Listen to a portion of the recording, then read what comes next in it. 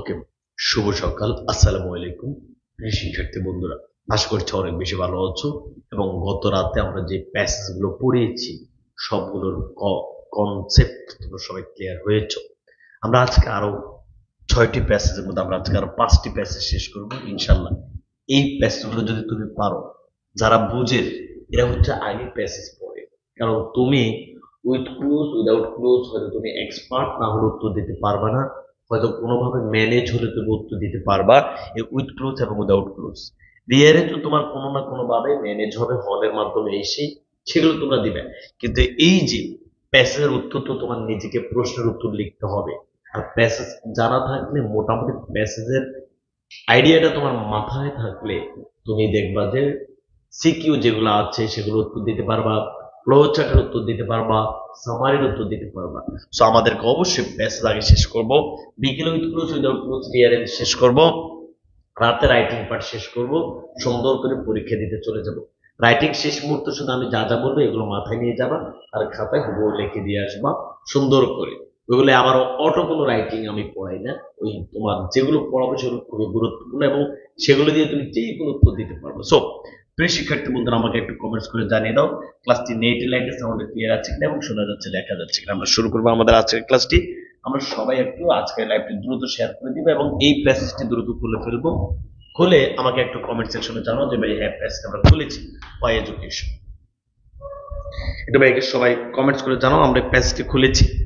যতজন আছি প্রত্যেকেই শেয়ার করে দিব, একদম যতজন যখন যখন যেভাবে জয়েন হবে জয়েন হওয়ার সাথে সাথে শেয়ার করে দেবো। আর এটা যদি আমি আমার জায়গা থেকে বারবার বলা লাগে তাহলে আমার মনে হচ্ছে এটা মানে কি, তোমরা হচ্ছে ডুববা ক্লাসটি শেয়ার করে দেবা। ওয়াই এডুকেশন সবাই পেয়েছি, দ্রুত বলো ভাই পেয়েছি। মাঝার ওয়াই এডুকেশন পেয়েছি,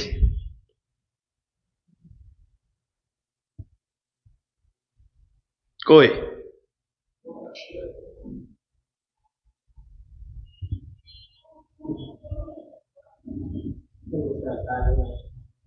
পেয়েছো? ওকে, শেষ। সবাই সুন্দর করে ধরো, বিসমিল্লাহ পড়ে সবাই সুন্দর করে ধরো। ভাইয়া তুমি টেস্ট পেপার যারা পড়েছো তারা দেখছো যে এডুকেশন গিভস এই প্যাসেজটি, আমি আর কথা বলবো না, শুধু 1 মিনিট। টেস্ট পেপার যারা পড়েছো দেখছো যে এই প্যাসেজটি কতবার কত কলেজে এসেছে। সো খুবই খুবই গুরুত্বপূর্ণ, বারবার এই প্যাসেজটি পড়তে হবে। আমি আবারও বলছি ভাইয়া, তুমি যদি মিডিয়াম লেভেলের স্টুডেন্ট হও, তুমি যদি মিডিয়াম লেভেলের স্টুডেন্ট হও, তোমাকে অবশ্যই অবশ্যই প্যাসেজ 100% পড়তে হবে, রাইটিং পড়তে হবে। যারা শুধু রাইটিং দিয়ে পাস করতে চাচ্ছ তাদের তো পাস নেই। আর এখানে ভাইয়া পাসের কোনো দরকার নেই, এখানে 70 লাগবেই। 70-এর মধ্যে এই যে প্যাসেজ থেকে তুমি 30 উঠাবা, রাইটিং থেকে 30 উঠাবা, কত হয়েছে? 60। আর এই যে with cloze without cloze rearrange manage করে 10 উঠাবা, কত হয়েছে? 70। বুং বাং বুঝাবো না, যা অ্যাকচুয়াল তার কথা বলবো। বুঝে শুনে সুন্দর করে ম্যানেজ করে পরীক্ষা দিতে পারলে 70 পাবা। আমি কি বুঝাইতে পেরেছি? আর যারা ভালো স্টুডেন্ট তারা এ প্লাস পাবে আল্লাহর রহমতে। আমি তোমাকে শুধু বলবো রেজাল্টের দিন দেখিও আমার পেড ব্যাচের কত স্টুডেন্ট এ প্লাস পায়, কারণ তারা তো এগুলো সব পারে। শুধু বলেছি with clue without clue rearrange বারবার সময় দিতে। সো আবারও খেয়াল করো, তোমরা অবশ্যই অবশ্যই এখানে এখানে 35 অবশ্যই তুমি 30 উঠাবা ফার্স্ট পেপার থেকে। রাইটিং এ অবশ্যই 40-এ 30 উঠাবা, তাহলে কত হয়েছে? 60। আর with cloze without cloze rearrange তোমাদের জন্য 10, টোটাল 70 কোনোভাবে মিস করা যাবে না। 70 কোনোভাবে মিস করা যাবে না, এটা হচ্ছে মিডিয়াম সহ লো। আর যারা একটু ভালো করতে চাচ্ছ এরা 80 লাগবে, 80 লাগবে। আমি কি বুঝাতে পেরেছি? বুঝে শুনে, না বুঝে পড়লে তোমার ভাইয়া বুঝি না যে আসলে কি করব, তুমি প্যাসেজে পড়ো না, তাহলে ভাইয়া কি হবে বলো তো? প্যাসেজ পড়তে হবে। প্যাসেজের এমসিকিউ পড়ে গেলে কখনো কমন পাবা না ভাই, এমসিকিউ কমন হয় না, কিন্তু তুমি প্যাসেজের মূল কথাটা জেনে গেলে যে কোনো সময় যে কোনো ভাবে উত্তর দিতে পারবা। চলো প্রিয় শিক্ষার্থী বন্ধুরা, 70 আমার লাগবে, যারা আমার কাল ক্লাস করেছো 70 আমার লাগবে। আর এ প্লাস হচ্ছে যারা এক্সপার্ট তাদের জন্য এ প্লাস লাগবে। বিসমিল্লাহির রহমানির রহিম। Why education test paper analysis করলে দেখবা যে খুবই খুবই গুরুত্বপূর্ণ এই প্যাসেজটি। আমি শুধু বলবো, তুমি শুধু শুনে থাকবা। ওকে, এরপর আমি মূল কথাটা বলে দিব, যারা এখনো শেয়ার করেনি শেয়ার করে দিই। এডুকেশন গিভস শিক্ষা দেয় আজ আমাদেরকে নলেজ এন্ড আমার কণ্ঠটা একটু পরিবর্তন হয়ে গেছে, একটু হেল্প করবা। এডুকেশন গিভস শিক্ষা দেয় আজ আমাদেরকে নলেজ জ্ঞান অ্যান্ড সেট অফ অ্যাবিলিটিস এবং সেট অফ অ্যাবিলিটিস অ্যাবিলিটি দক্ষতার একটা সেট দেয়। এভাবে মনে রাখবা, শিক্ষা আমাদেরকে নলেজ দেয় এবং একটা অ্যাবিলিটি দেয়। সব কিছু মানে তুমি একদম শব্দ শব্দ বলবো না, শিক্ষা আমাদেরকে জ্ঞান দেয় এবং অ্যাবিলিটি দেয়। ফাংশন মিনিংফুলি ইন লাইফ, আমাদের লাইফে ফাংশনগুলোকে মিনিংফুলি করার জন্য, আমাদের লাইফে কাজগুলোকে অর্থপূর্ণ করার জন্য। সাচ এজ যেমন the ability to decide things rationally, the ability আমাদেরকে অ্যাবিলিটি দেয়, অর্থ বলিও না, অ্যাবিলিটি অর্থ অ্যাবিলিটি বলো, আমাদেরকে অ্যাবিলিটি দেয়। কিসের অ্যাবিলিটি দেয়? ডিসাইড নেওয়ার, রেশনালি যুক্তিকভাবে যেন আমরা ডিসাইড করতে পারি, যুক্তিকভাবে যেন আমরা সিদ্ধান্ত নিতে পারি। And make the right choice, এবং রাইট চয়েস করতে পারি। এখন সে বসে বসে রাইট চয়েস অর্থ করে, রাইট চয়েস অর্থ কি না পারে? তোমার সবকিছুর অর্থ করতে হবে সঠিক। আমরা এডুকেশনের মাধ্যমে সঠিক পছন্দ করতে পারি, ডিসাইড করতে পারি। এগুলো যখন ইংরেজিতে বলে যাবো যে এটার অর্থ এটাই, ডিসাইড অর্থ ডিসাইড, তখন তোমারটা প্যাসেজ পড়াটা সহজ হয়ে যাবে। অ্যাজ উই লার্ন, যখন আমরা শিখি হাউ টু রিড, কিভাবে পড়তে হয়, রাইট লিখতে হয়, do the basic operation of arithmetic, গাণিতিক কাজ কিভাবে করতে হয়, যখন আমরা লেখা শিখি, পড়া শিখি, গাণিতিক কাজ শিখি, we gain A degree of self confidence, তখন আমরা আত্মবিশ্বাস পাই। ছোটবেলায় যখন আমরা পড়ছি, লিখছি, গণিত করতে পেরেছি, তখন আমরা আস্তে আস্তে আত্মবিশ্বাসী হয়ে উঠেছি। We learn to think for our self, আমরা আমাদের নিজেদের জন্য চিন্তা করতে শিখি। আর্টিকুলেট, স্পষ্টভাবে আওয়ার থটস, আমাদের চিন্তাগুলো। উই পিক আপ স্কিল, আমরা স্কিল অর্জন করি। টু কমিউনিকেশন, যোগাযোগ করার জন্য। উইথ আদার্স, অপরের সাথে। And manage our affairs well, এবং ভালোভাবে আমাদের অ্যাফেয়ার্স গুলো ম্যানেজ করার জন্য। এই মাঝার এগুলো টেকনিক নেই, প্যাসেজের আগে টেকনিক, এটা তো আগে পড়াইছি, টেকনিক কই? শিক্ষার লক্ষ্য, আচ্ছা ঠিক আছে, ওকে ভাই, বুঝাইতে পেরেছি? তাহলে এডুকেশন গিভস শিক্ষা দেয় আজ আমাদেরকে, শিক্ষা আমাদেরকে দেয় নলেজ দেয় আর অ্যাবিলিটি দেয়। এই নলেজ আর অ্যাবিলিটি দ্বারা আমাদের জীবনের কাজগুলো সুন্দরভাবে আমরা ফাংশনগুলোকে মিনিংফুলি করতে পারি। শিক্ষা আমাদেরকে অ্যাবিলিটি দেয়, আমরা ডিসাইড করতে পারি, রাইট চয়েস করতে পারি। এবং যখন উই লার্ন, আমরা শিখি কিভাবে লেখা পড়া এবং তোমার গণিত করতে পারি, আমরা কনফিডেন্স পাই। We learn to think for our self and articulate our thoughts, স্পষ্টভাবে আমরা আমাদের জন্য, নিজেদের জন্য চিন্তা করতে পারি। We pick up skill to communication, আমরা others and manage our affairs, আমরা অপরের সাথে, শিক্ষার কারণে অপরের সাথে যোগাযোগ করতে পারি, আমাদের যে কোনো বিষয়গুলোকে ম্যানেজ করতে পারি। এডুকেশন হেল্পস আস, শিক্ষা আমাদেরকে, সুন্দর করে সবাই ধরো, এডুকেশন হেল্পস আস, শিক্ষা আমাদেরকে হেল্প করে থিঙ্ক, চিন্তা করতে, ইন্ডিপেন্ডেন্টলি, স্বাধীনভাবে। And make our own opinion, এবং আমাদের নিজের অপিনিয়ন তৈরি করতে শিক্ষা আমাদেরকে শিখায়। অ্যাজ উই নো, আমরা জানি, মোর অ্যাবাউট দ্য ওয়ার্ল্ড, আমরা পৃথিবী সম্পর্কে বেশি জানি। উই অ্যাপ্রিসিয়েট, আমরা প্রশংসা করি গুড থিংস এর, আমরা অ্যাপ্রিসিয়েট করি। অ্যাপ্রিসিয়েট অর্থ প্রশংসা বলি না, বলো অ্যাপ্রিসিয়েট মানে আমরা অ্যাপ্রিসিয়েট করি। কিসের অ্যাপ্রিসিয়েট করি? গুড থিংস এর অ্যাপ্রিসিয়েট করি। ইট অফার্স আর্স, পৃথিবী আমাদেরকে, ইট অফার মানে এটা আমাদেরকে যা অফার করে, পৃথিবী আমাদেরকে যেটা ভালো জিনিস দেয় আমরা সেটার অফার করি। বাট অলসো বিকাম ক্রিটিক্যাল, আমরা সমালোচনা করি। Of the deviation from the values it inferred and the rise of hatred or conflict that follows. Also become critical, আমরা সমালোচনা করি। Of the deviation from the values, পৃথিবী থেকে কোনো কিছু যেগুলো আমরা পাই, পৃথিবীতে আমরা যেগুলো পাই সেগুলো যদি ভ্যালুজ থেকে বের হয়ে যায়, মূল্যবোধ থেকে বের হয়ে যায়, আমরা বা ইম্পার্ট, মূল্যবোধ থেকে যদি বের হয়ে যায়, সেটার আমরা সমালোচনা করি। এবং রাইজ আর হার্টেড, আমাদের সেটার জন্য ঘৃণা বেড়ে যায়, আর কনফ্লিক্ট অথবা দ্বন্দ্ব বেড়ে যায়, দ্যাট ফলোস, আস্তে আস্তে করে সেটা আমরা ঘৃণা করি, মানে সেটা আমরা ঘৃণা করে দেখতে পারি না। এখান থেকে যদি সহজে তুমি বুঝো, পৃথিবীতে আমরা যে ভালো জিনিসগুলো পাই, পৃথিবীতে আমরা যে ভালো জিনিসগুলো পাই, তাইলে আমরা সেগুলো প্রশংসা করি, আর খারাপ জিনিস যেগুলো আছে সেগুলো আমরা ঘৃণা করি। শেষ। হুম, না 25। The first thing education does is to give us, ভাইয়া দ্য ফার্স্ট থিং, প্রথম জিনিস, education is to give us an awareness, শিক্ষা আমাদেরকে সচেতন করে, আওয়ার সেলস, আমাদের নিজেদের সম্পর্কে, which lead to the development of the our personality, of our personality, যেটা আমাদের পার্সোনালিটিকে ডেভেলপমেন্ট করে। অ্যাজ উই বিগিন স্কুল, যখন আমরা স্কুল শুরু করি, we feel the need to belong to the class, যখন আমরা স্কুল শুরু করি তখন উই বিলং, আমরা থাকি শুধু ক্লাসের মধ্যে। এন্ড মেক ফ্রেন্ডস, এবং আমরা ওই ক্লাসে ফ্রেন্ড তৈরি করি। আস্তে আস্তে আমি চিন্তা করি না আমাকে পুরো ক্লাসে আমার অবস্থান থাকতে হবে, পুরো স্কুলে আমার অবস্থান থাকতে হবে, এভাবে করে আমরা পুরো গ্রামে আমার অবস্থান থাকতে হবে, পরিচিত না পুরো দেশে আমাকে চিনতে হবে। We then expand our sense, তখন আমরা আমাদের সেন্সকে আরো প্রসারণ করি, অফ বিলঙ্গিং অন্তর্ভুক্ত করতে, two include the school at large, পুরো স্কুল অন্তর্ভুক্ত করতে, তাহলে ক্লাসরুম থেকে স্কুল, আওয়ার কমিউনিটি, পরে আমরা চিন্তা করি না আমাদের সমাজে আমাদের অবস্থান থাকতে হবে, ফাইনালি আওয়ার কান্ট্রি, পরে চিন্তা করি না আমাকে দেশের মধ্যে একটা অবস্থান করতে হবে। Education Das prepares every child to become an active member, শিক্ষা এভাবে প্রত্যেককে অ্যাক্টিভ মেম্বার হতে প্রস্তুত করে অফ দ্য কমিউনিটি, সম্প্রদায়ের জন্য, and work for its welfare, এবং সমাজের কল্যাণের জন্য শিক্ষা এভাবে এক অপরকে প্রস্তুত করে। এই আচ্ছা, এরপরে দেখো এডুকেশন, ইট ইজ বিলিভড, বিশ্বাস করা হয়, রিলিজেস মানে এডুকেশন রিলিজেস আওয়ার, মানে ইট ইজ বিলিভড হচ্ছে আলাদা একটা অংশ, ইট ইজ বিলিভড বিশ্বাস করা হয়, education releases our potentials and our inner strength, শিক্ষা আমাদের পটেনশিয়াল, কোন বাংলা অর্থ নাই, শিক্ষা আমাদের পটেনশিয়াল গুলো বের করে এবং ইনার বিতর্গত যে স্ট্রেংথ শক্তি সেগুলো বের করে, মানে আমাদের যে প্রতিভা সেটা কিভাবে সেটা শিক্ষার মাধ্যমে বের হয়।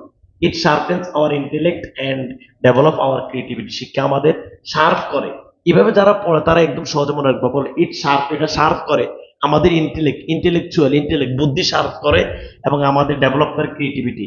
অ্যাজ উই আর টট, আমাদেরকে শেখানো হয় টু রিজন ওয়েল, ভালোভাবে যুক্তি দিতে আমাদেরকে শেখানো হয়। এগুলো প্যাসিভ, ওইদিকে এখন যেতে চাচ্ছি না। ফাইন্ড সলিউশন, মানে সলিউশন খুঁজতে, টু দ্য প্রবলেম, সমস্যার সমাধান খুঁজতে, অফ লাইফ, আমাদের জীবনের সমস্যাগুলোর সমাধান খুঁজতে।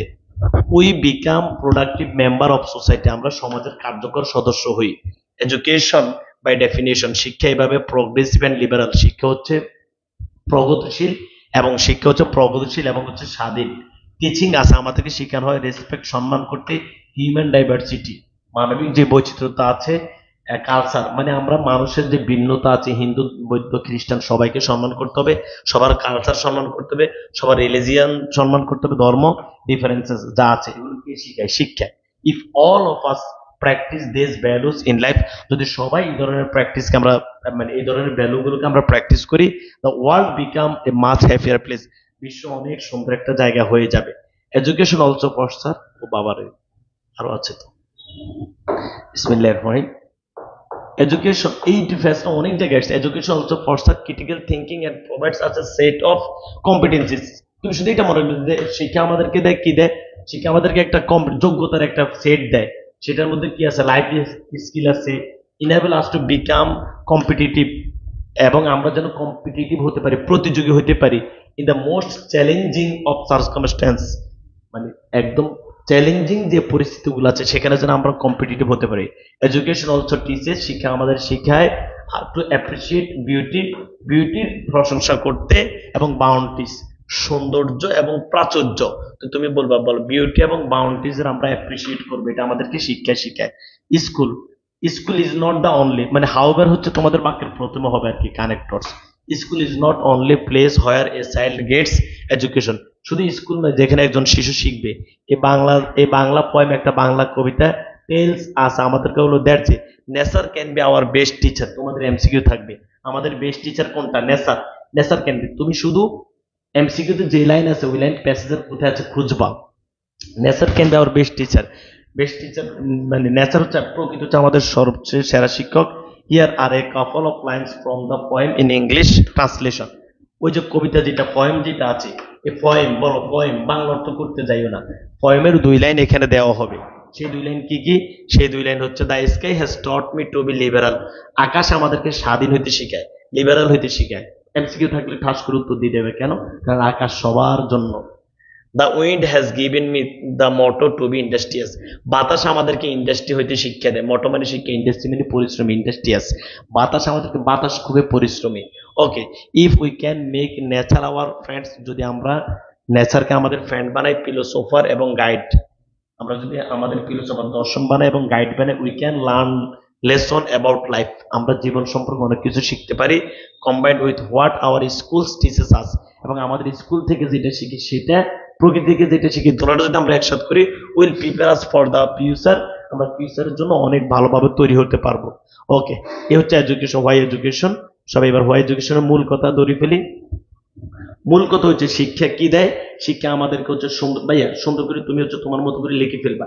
শিক্ষা আমাদেরকে হচ্ছে ভাইয়া দেয় যে আমরা সঠিকভাবে যেন সিদ্ধান্ত নিতে পারি, জীবনের কিছু তাৎপর্যপূর্ণ এই ধরনের বিষয়গুলো দেয়, বুঝছো? এরপর হচ্ছে ভাইয়া আমরা যখন লেখাপড়া করি, গণিত করি, তখন আমরা হচ্ছে কি তখন হচ্ছে আমরা কি করি, লেখাপড়া করি ভয়েস চেঞ্জ, হ্যাঁ, লেখাপড়া গণিত করি, তখন আমরা বিশ্বাস পাই। শিক্ষার কারণে আমরা যোগাযোগ করতে পারি, যে কোনো কিছু ম্যানেজ করতে পারি। শিক্ষার কারণে আমরা স্বাধীনভাবে চিন্তা করতে পারি। শিক্ষা আমাদেরকে ভালো জিনিসের প্রশংসা করতে শেখায়। শিক্ষা আমাদেরকে খারাপ জিনিসের ঘৃণা করতে শেখায়। বুঝাতে পেরেছি? এরপর হচ্ছে ভাইয়া আমাদের পার্সোনালিটির উন্নত করে। আমরা প্রথমে থাকি একটা স্কুলে, পরে পুরো কমিউনিটিতে আমরা নিজেদেরকে চড়াই দিই। এভাবে আমরা সমাজের অ্যাক্টিভ মেম্বার হই। শিক্ষা আমাদের ভিতরের এবং বাহিরের যে বিষয়গুলো আছে সেগুলোকে মানে প্রতিভাগুলো বের করে এনে, শিক্ষা আমাদেরকে ধর্মীয় সাংস্কৃতিক যে পার্থক্যগুলো আছে এক অপরের, সেগুলো হুম বুঝছো, সেগুলো আমরা যেন শিক্ষা আমাদের ভিতরে বাইরের যে মানে শিক্ষা আমাদের এক অপরের ধর্মীয় যে বিষয়গুলো সেগুলো সম্মান করতে শেখায়। প্রকৃতি হচ্ছে আমাদের সবচেয়ে বড় শিক্ষক। প্রকৃতি এবং স্কুল এই দুটার শিক্ষা আমরা একসাথ করে জীবনে ফিউচারে এগিয়ে যাব। এই হচ্ছে হোয়াই এডুকেশন। আমি বুঝাতে পেরেছি, তুমি আর একবার পড়লে মোটামুটি বুঝবা যে আমরা কেন শিখছি। তুমি এটা নিজের মতো করে পড়ো, আর প্যাসেজ যদি পারো একবার পড়ো, না পড়লে আগামীকাল সকালে যদি এটা আসে এমসিকিউ আসলে এমসিকিউ, সিকিউ আসলে সিকিউ, ফ্লো চার্ট আসলে ফ্লো চার্ট তুমি দিতে পারবা। ধরো ভাই সিভিক্স এনগেজমেন্ট, সবাই এটা পেয়েছি, ধরো ভাইয়া সিভিক্স এনগেজমেন্ট, শুধু আমার শুনে থাকো ভাইয়া। আমি রাত যখন ফ্লো চার্ট পড়াবো তখন তুমি যে কোনো পেজ থেকে ফ্লো চার্ট দিতে পারবা। এগুলো রাইটিং নিয়ে আমি টেনশন করি না, আমি টেনশন করি শুধু প্যাসেজটা কমন না পারলে তোমরা পারবা না, এই কারণে আমি প্যাসেজটা মানে বলে দিচ্ছি। সিভিক্স এনগেজমেন্ট পেয়েছি, সিভিক্স এনগেজমেন্ট পেয়েছি, দ্রুত ভাইয়া।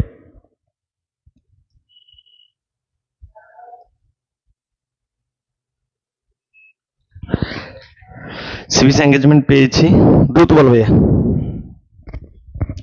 এই প্রত্যেকটা পেজ আজকে সকালে প্রত্যেকটা পেজ খুবই গুরুত্বপূর্ণ। দ্রুত দ্রুত সবাই যারা পরে জয়েন হয়েছে এই পেজটি খোলো। কালকে এমন কোনো বোর্ড নাই যে বোর্ডে সিভিক্স এঙ্গেজমেন্ট আসবে না, হোয়াই এডুকেশন আসবে না। পেজ তো তিনটে আসবে, তিনটে পেজ তোমাকে জেনে নিতেই হবে। সবাই পেয়েছি আলহামদুলিল্লাহ, সবাই খোলো ভাই। সিভিক্স এঙ্গেজমেন্ট এটার বিষয়টা কি? সিভিক্স এঙ্গেজমেন্ট মানে নাগরিক সম্পৃক্ততা, নাগরিক সম্পৃক্ততা। ওকে, আচ্ছা, প্রথমে আমি যদি তোমাকে এই গল্পটা বলি, ওই যে ওইখানে গল্পটা লিখতে বলে গেছি, সেগুলো প্রয়োজনে তোমরা যদি বলো হোয়াই এডুকেশনের একটা আবার লিখে দিব। শিক্ষার লক্ষ্য কি? শিক্ষা সহযোগিতা করে। আচ্ছা, এরপর পরিপূর্ণ শিক্ষা নয়, গ্রেড সার্টিফিকেট, ক্লাসরুম বা বাইরে। চলো আমি আগে তোমাদেরকে পেজটা পড়ে তারপর গল্পটা দেখি। বিসমিল্লাহির রহিম। এডুকেশন এইমস, শিক্ষার লক্ষ্য to bring about positive change. শিক্ষার লক্ষ্য হচ্ছে পজিটিভ চেঞ্জ, ইতিবাচক পরিবর্তন আনা। সুন্দর করে সবাই ধরো।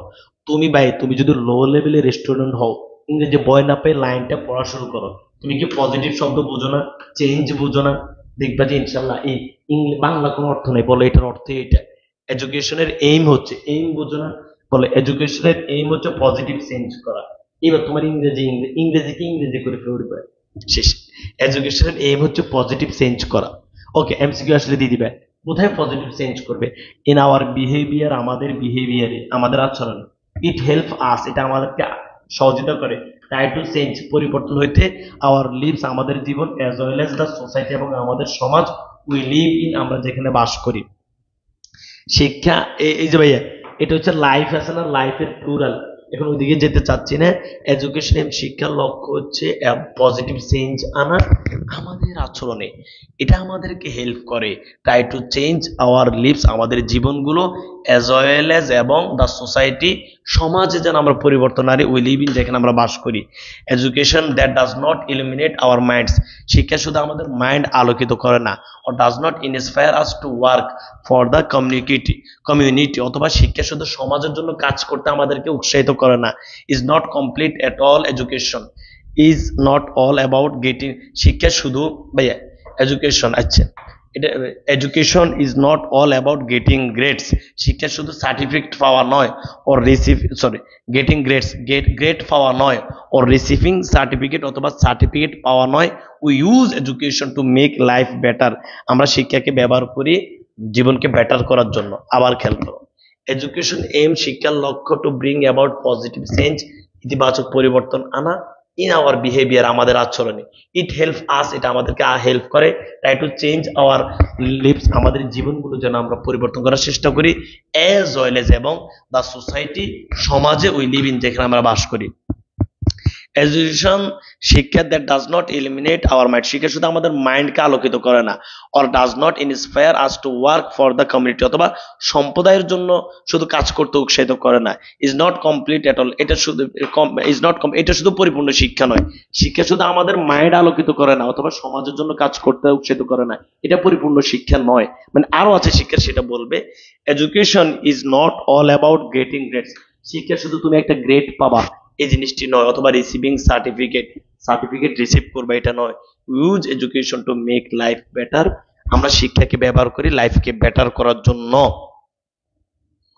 ওকে, উই আর এক্সপেক্টেড, আচ্ছা এটা কি বলে আসছে, আশা করা হয়, আমাদের থেকে আশা করা হয়, উই আর এক্সপেক্টেড, আমাদের থেকে, এটা প্যাসিভ, আশা করা হয়, টু অ্যাপ্লাই নলেজ, স্কিল এবং ভ্যালুজ, আমরা যে নলেজ গুলো শিখি অথবা আমরা যে স্কিলগুলো, তুমি শুধু জাস্ট একবার পড়ে যাও আমার সাথে, উই আর এক্সপেক্টেড, আমাদের থেকে আশা করা হয়, টু অ্যাপ্লাই করতে, প্রয়োগ করতে, আমরা যারা সমাজে আছি এবং যারা পড়াশোনা করি, আমাদের সবার থেকে আমাদের এলাকার মানুষ আশা করে আমরা যে নলেজগুলো শিখি, যে স্কিলগুলো শিখি, যে ভ্যালুগুলো শিখি, সেগুলো যেন আমরা ক্লাসরুমে যেটা শিখি সেটা যেন আমরা সমাজে, রাষ্ট্রে ব্যবহার করতে পারি। সবাই আমাদের থেকে এটা আশা করে, সেটাই বলছে।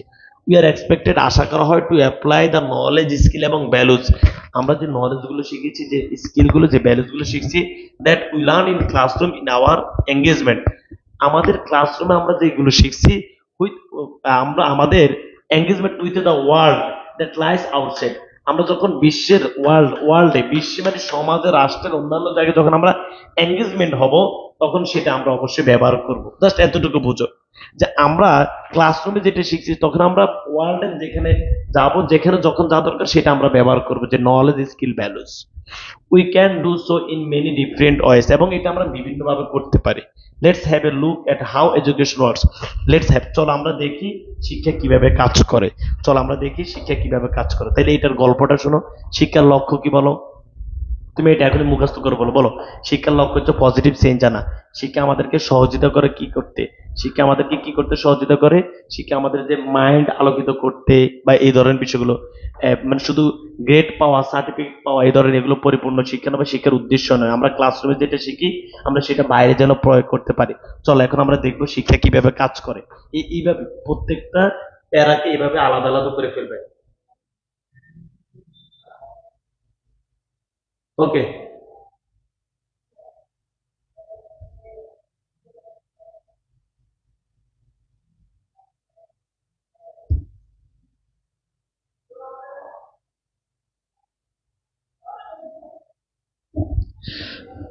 বুঝতে পেরেছি? চলো প্রিয় শিক্ষার্থী বন্ধুরা, আশা করছি আল্লাহর রহমতে তোমরা বুঝতে পেরেছো। এরপর হচ্ছে ভাইয়া আমরা দ্বিতীয় পর্ব ধরো।